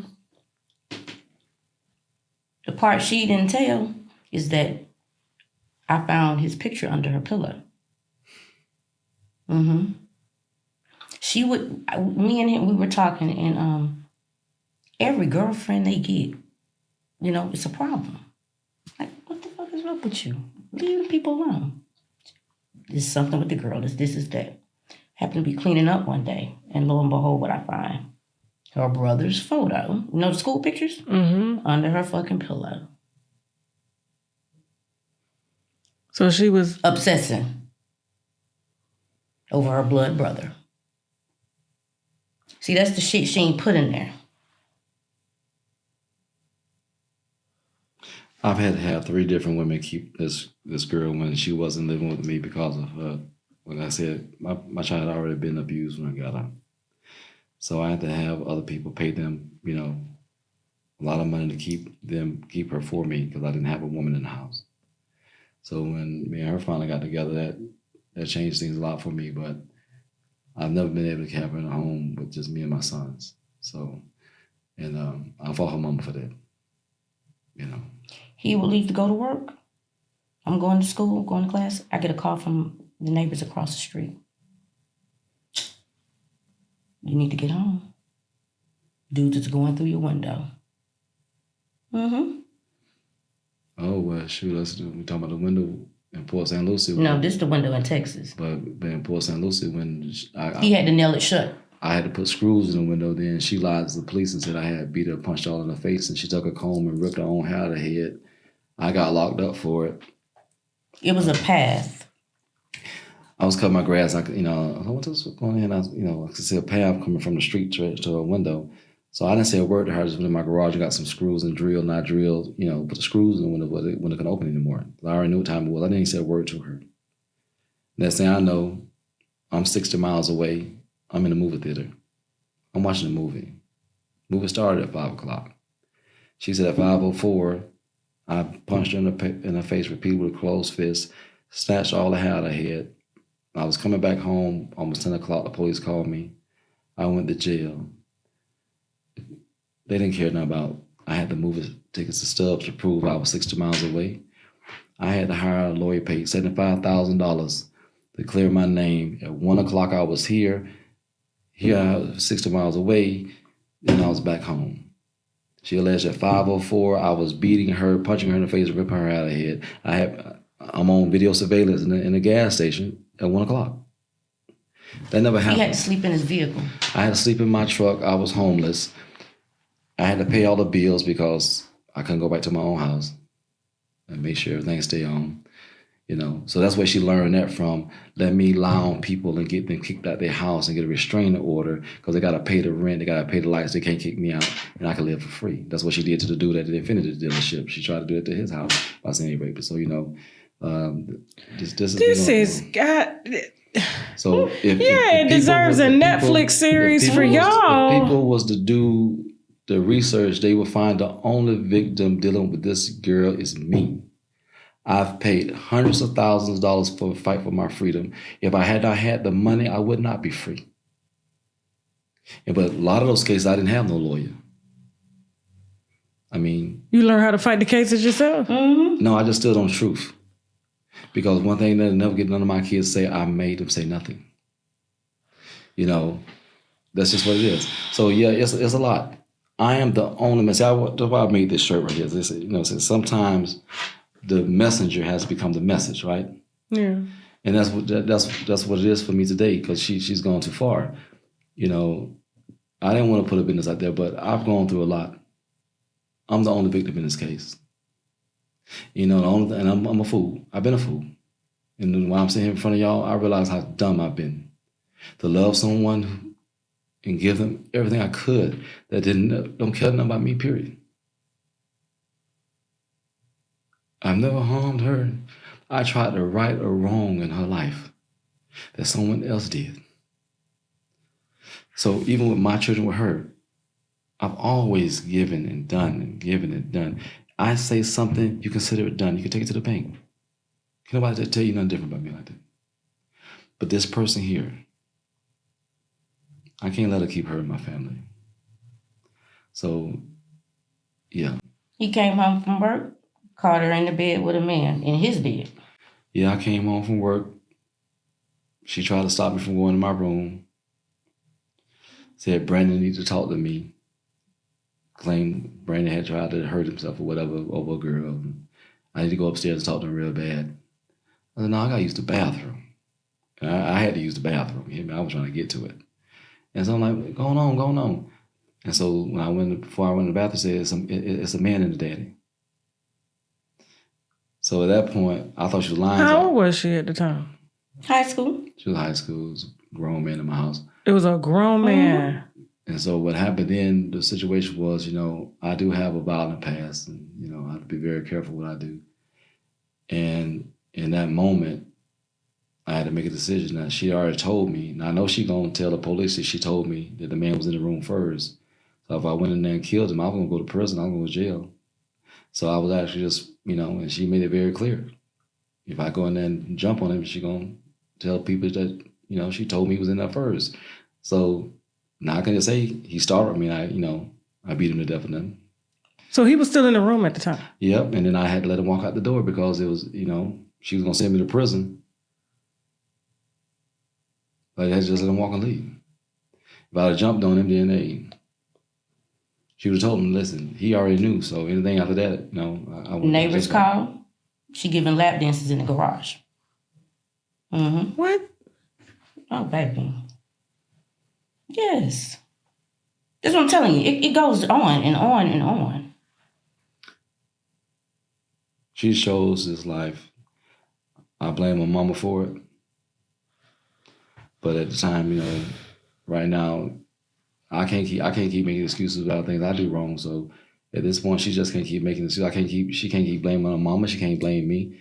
None of that. I know. Let me talk to Leah, Clarence alone, and then we're gonna close this up because You should have just talked to her. Bring me here was gonna be. I know, but like she wanted your your full support because I told the man to tell her she could talk to you. And the only reason I say she could talk to you, because she gave Chantel time after time after time again to do the right thing. She told Chantel what she was gonna do, and Chantel was like, she banked. She played poker. She felt that I was gonna stop her.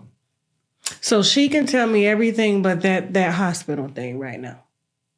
Anything dealing with her health, she can't tell you nothing about her health. Okay. But the public shall be warned. We're not going to discuss it. I'm not going to tell you what health is, but, you can tell them whatever you want to tell them. Hey, Shaq, I'm just going to go back to just me and Leah. All right, thanks. Thank you, Clarence. Again. And I ain't going to We're going to get the win. So I ain't going to listen. Okay. We got to deal with this women business right now. You hot. I could tell. Don't make me fly out here and you don't want to tell it all. All right, cool. You are shaking. You are hot.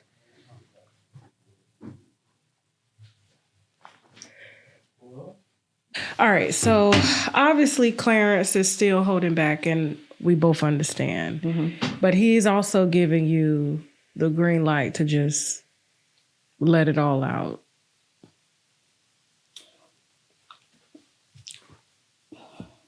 Miscarriages. From her being promiscuous. Okay. She come run and tell us just all this blood everywhere, baby in the toilet. These are things we've lived and had to clean up. He did. How far She was along? middle school. We don't know who to go to. So y'all had to clean this up and hide it. I wouldn't say hide it, but who are we gonna go to? When it's nigga after nigga after nigga. You can't just ruin people's lives when we don't know for sure. Yeah.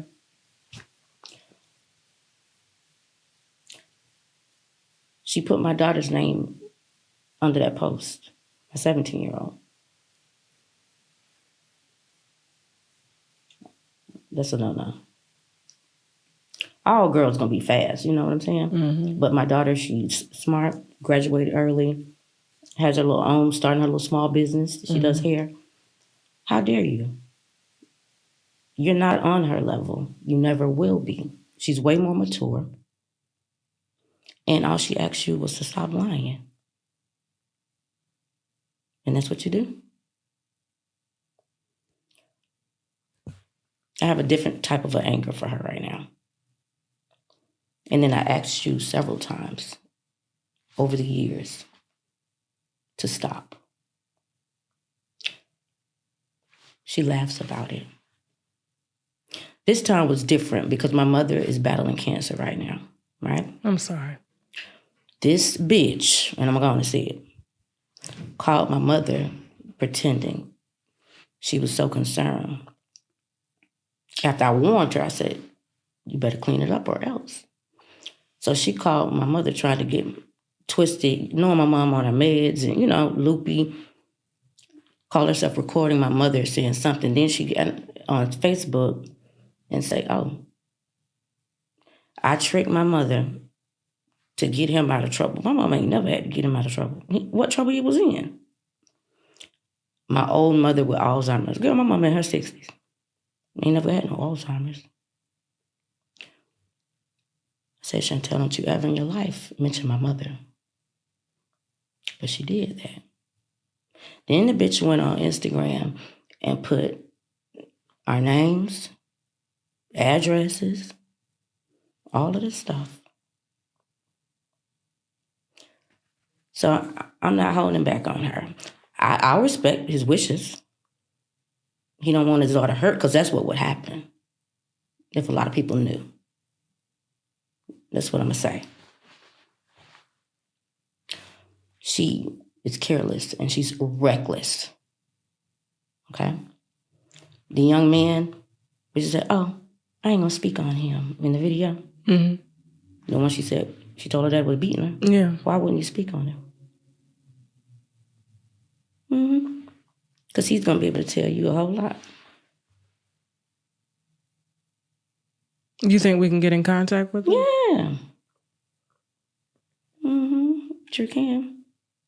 That would be good. We can get him out here and... He probably has a hatred for her by now. He was good to her. Despite he wasn't embarrassed about being seen with her. None of that. She's had some nice dudes. Then she has the ones that know her and don't want to be caught in public with her.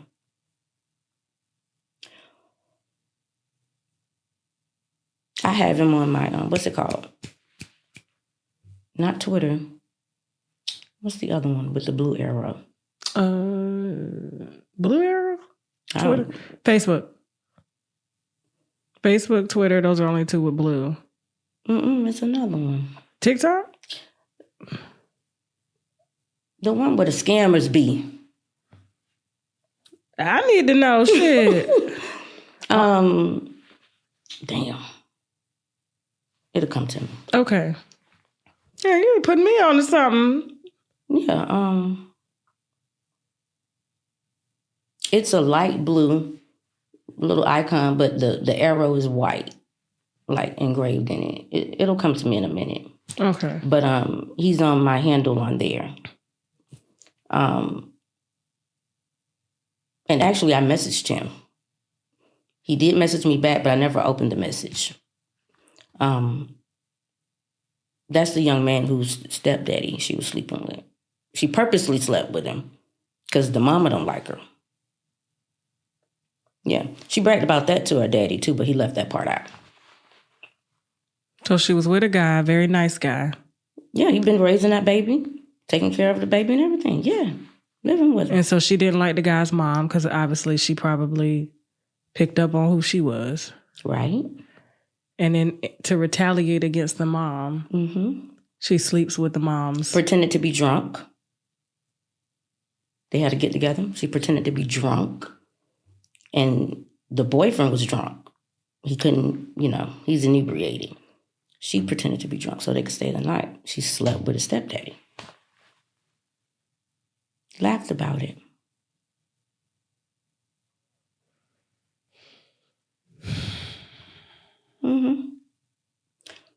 She don't like me, huh?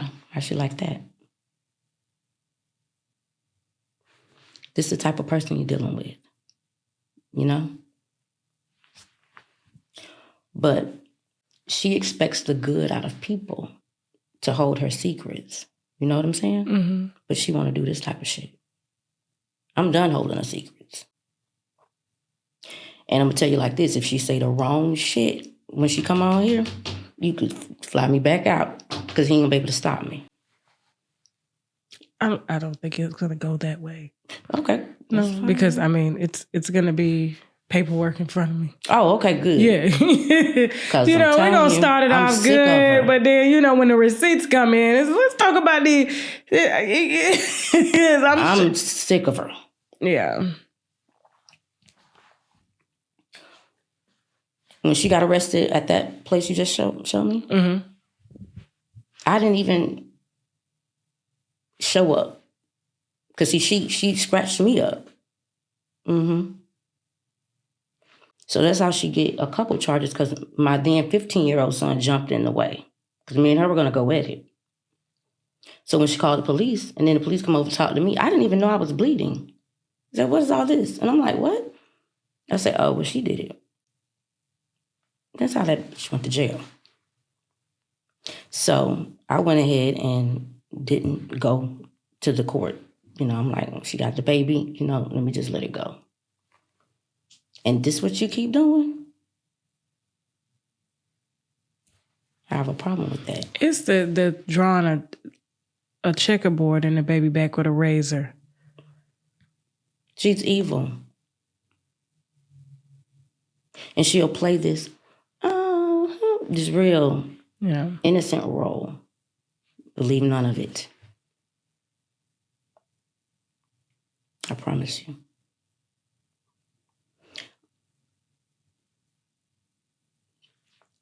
How she's treated her brother, it'll blow your ass back to that wall. She's evil.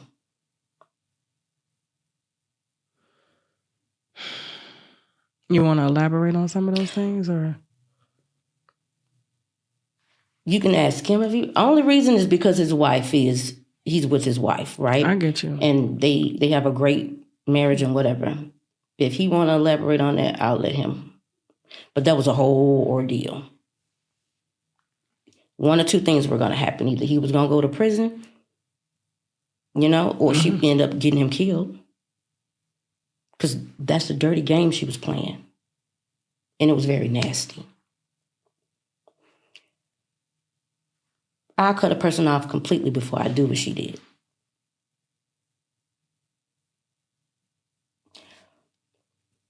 So you can ask him. He might tell you, he may not. But I don't understand how people... You know what type of sick motherfucker you got to be to know you done did these things? Yeah. And you're lying on the people that know your truth, but because it's just her, turn her other cheek. Turn it. It's escalating. She wants to be famous. Well, let's let her be famous. She said she was had a relationship with Larry Moneybag, yo manager. Mm-hmm. Told her daddy, I think I'm pregnant by Larry. What you mean? Well, I know it just happened the other day, but I could feel it in my insides. The bitch is crazy.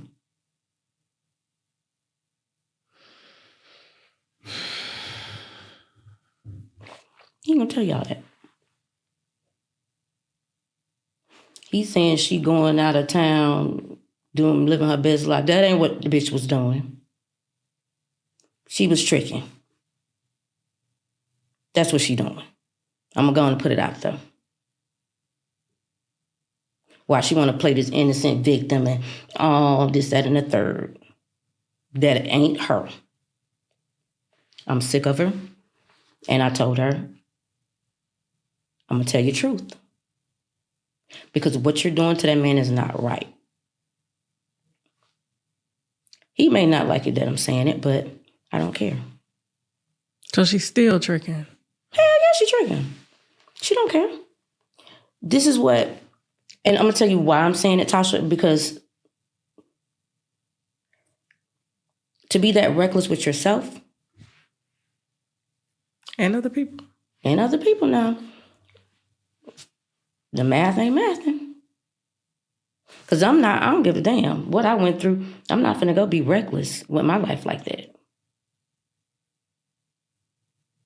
I'm just not. So it makes you wonder.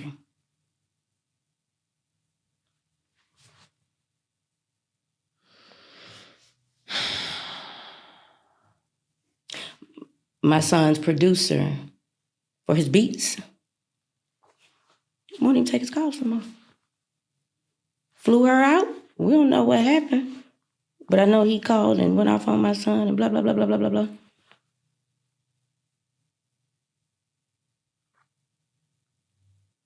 So now he don't fuck with him no more. But we know he flew her out. So he mad at my son because that's how he met her. Right?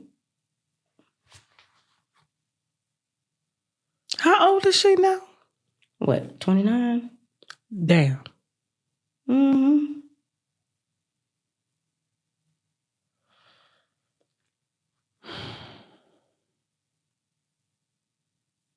I don't like it because I don't went to bat for her plenty of times. So even when he told me not to, give her a chance, come back, and she said she's better. She won't. I was wrong. I would never do that again. I would never lie again. I let her back in, and she does it again. This was the last time. Because me and him, we don't need no help to fight about nothing.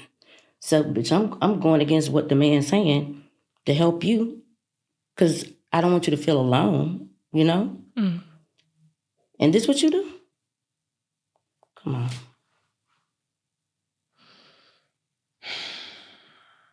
And so he said the last straw was the grits. Yeah, that's at him and his girlfriend's house. I don't know nothing about that. I know what the story was, but I wasn't there present. Okay. Well, we're going to bring her in on Thursday, and it's going to go very different.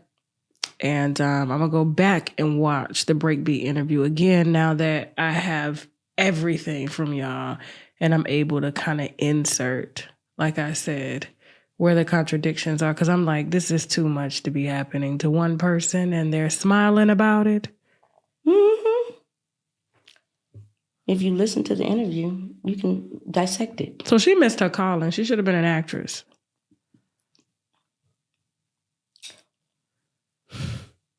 I got so upset because I'm like, this bitch really sitting up here with this sheen wig on, with this bullshit. Florida coming out of you right now. And I'm like, if I could have got through the screen, I would have. But again, she's been doing it. She's comfortable with it. And then she know my mom's Christian. My family's going to tell me, sometimes you just got to let it go. I ain't Christian. I'm tired of turning the other fucking cheek. No, I'm not going to let it go. He can let it go. I'm not. Well, why would you say something? Because I lived the shit with him. I went through it. When he's going through it or we're going through it, who you thought got the short end of the stick? Me? Yeah. I had to deal with all of that, all of his emotions. I had to be sympathetic. And so I'm not going to lie, I wasn't the best at being sympathetic because I feel like sometimes how much is enough? When they're grown up. I get it when they're a child, but when they're grown. So I probably should have been more sympathetic for his sake, but I wasn't. I can admit that. I handled that wrong. But her doings wreaked havoc on our relationship as if it needed any help, Mm-hmm. So when I look at everything and I place everything out there, it's like, I'm highly upset because you haven't learned.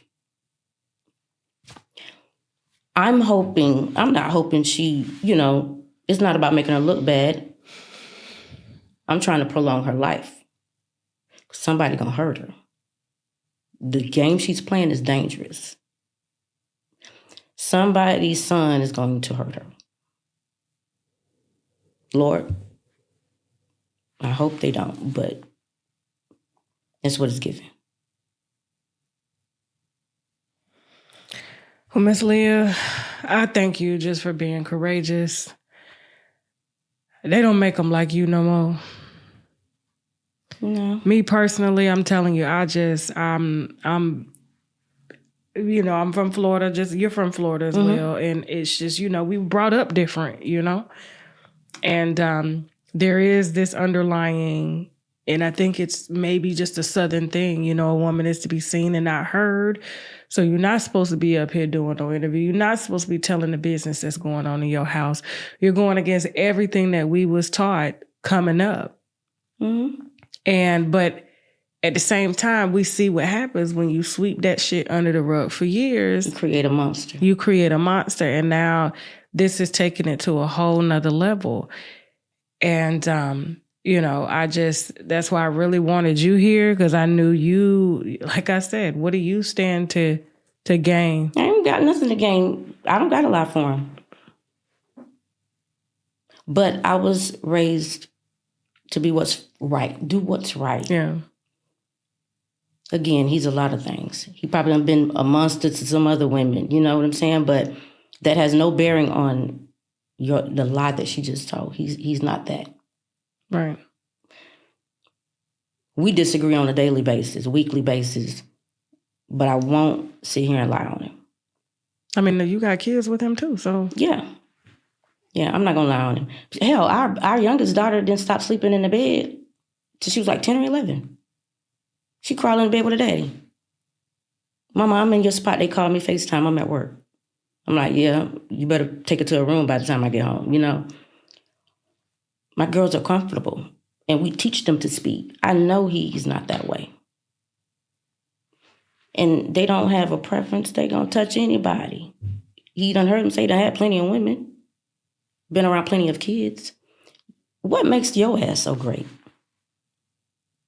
Nothing. It's barely where it need to be now, and that's after the lipo. Okay? So what makes you so great?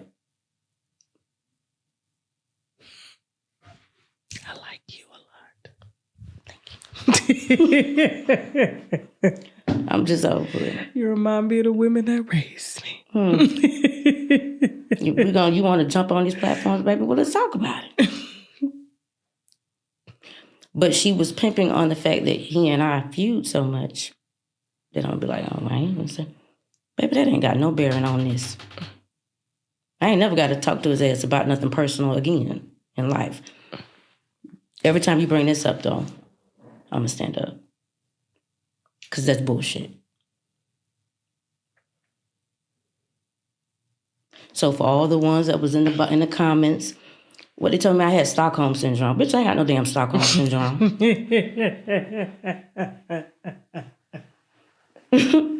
It's a whole child. Yeah. It's a whole. It's a whole. I'm just not going to let her sink him like that. He don't deserve that. Yeah. And like I said, I didn't, talking to y'all on the phone, because I did the first time we spoke. It was a very intense phone call. Y'all was dumping. You can tell. Y'all ain't never talked about this. And it just came out. And so I was just like, okay, let us do it right. And we're going to try our best to make sure that this gets corrected. And I have my way of getting the truth out. But that I told him to sell her ass. The car she went and paid cash for, go put a lien on that bitch. That's what I told him to do. It ain't going to bring nothing. What brings it? It won't bring nothing. Yes. But me, and see, that's why I don't say much. I try to let him handle it, and I try to be calm, because that bad part of me that I try to leave comes out. You want to be evil and nasty and lie, I can be evil and vindictive as well, right? And that's just being fair. Hell, anybody else would have went and did it. Yeah. A long time ago. Long time ago. But if it was done to her, oh, she'll cry like a baby. Oh, woe to the earth. Somebody did this to me. But it's okay for you, though. So I try not to say much, because I know I'm going to take it too far. After you crossed me so many times and I done gave you the benefit of the doubt, our bets are off. It seems like y'all are, bottom line, y'all they need to be careful with this. Because you may get what you're looking for. Mm-hmm. You're looking for pussy. Mm-hmm. You may get exactly what you're looking for. Okay. Thank you, Miss Leah. You're welcome. Thank you so much. And we'll definitely be in contact, okay? I can't wait for it to air. All right. I was trying to put pieces together as far as proof, because this nigga was blindfolding me, so I won't have proof. So he blindfolded you the entire time he was raping you? No, he was blindfolding me when I was a lot younger, but when he was actually penetrating me, he wasn't blindfolding me anymore. Your daughter said you was bipolar. No, I'm not bipolar. She said you was bipolar and schizophrenic, and you held a knife over her head when she was a baby. Is that true? No. So why would she get on two platforms and say that? Mom, that's not true. No, I didn't have a knife over your head. So why did Grandma send you to jail then? She didn't send me to jail. You gotta get your story, your facts straight. Wow. I don't remember when I lost my virginity. I don't know. I don't know if it was one of my brothers. I don't know if it was my dad. I don't know. Well, how would I take my own virginity? I mean, you would know who was on top of you. Who took it? Was it you? Was it your brother? Was it your older brother? Or was it your dad? Which one was it? They all, penetrated me. All right, Chantel. Hey. Let me know. So when that goes on, when we live. Okay, so welcome to the wine cellar, Chantel. Thanks for having me. All right, cool. You look beautiful. Thank you. Yeah. So, of course, all of my viewers hit me up when Breakbeat Media show Trapping Anonymous posted clips of your interview. So then, I went to check it out and my viewers were like, please get her on the show. They felt like some things needed to be elaborated on and stuff like that because it was a short interview for such an amount of trauma that you said you experienced your entire life. Exactly. Right. And so, woman to woman, we're just here. And I just kind of, for the people that were showing all that support to you in the comments, we're only here for them. Okay. Right. And so thank you. You calm now? Yes. Okay, cool. Yes. Normally I would offer you wine or the guest wine, but when I'm dealing with situations like this, I tend to not offer alcohol because that can heighten. Intensify. Exactly. Yes. Yeah. So where are you originally from? So I was born in West Palm Beach, Good Samaritan Hospital. Okay. Yeah, so I was born there and stayed out here until, before I became a teenager and I moved to Texas. Okay. Between like 12, something like that. What part of Texas? I spent some time in Killeen. Okay. Oh, Killeen? Yes. I don't like Killeen. Gang members I don't like Central. Killeen. No, Yeah. no. But okay. we started off when we first moved to Texas. We were in Fort Worth. Okay. Yeah. Okay. So that's where we started. So when you grew up here, and real quick, just so I can remind people of like who you are, you were featured on Breakbeat Media's channel and you detailed abuse that happened to you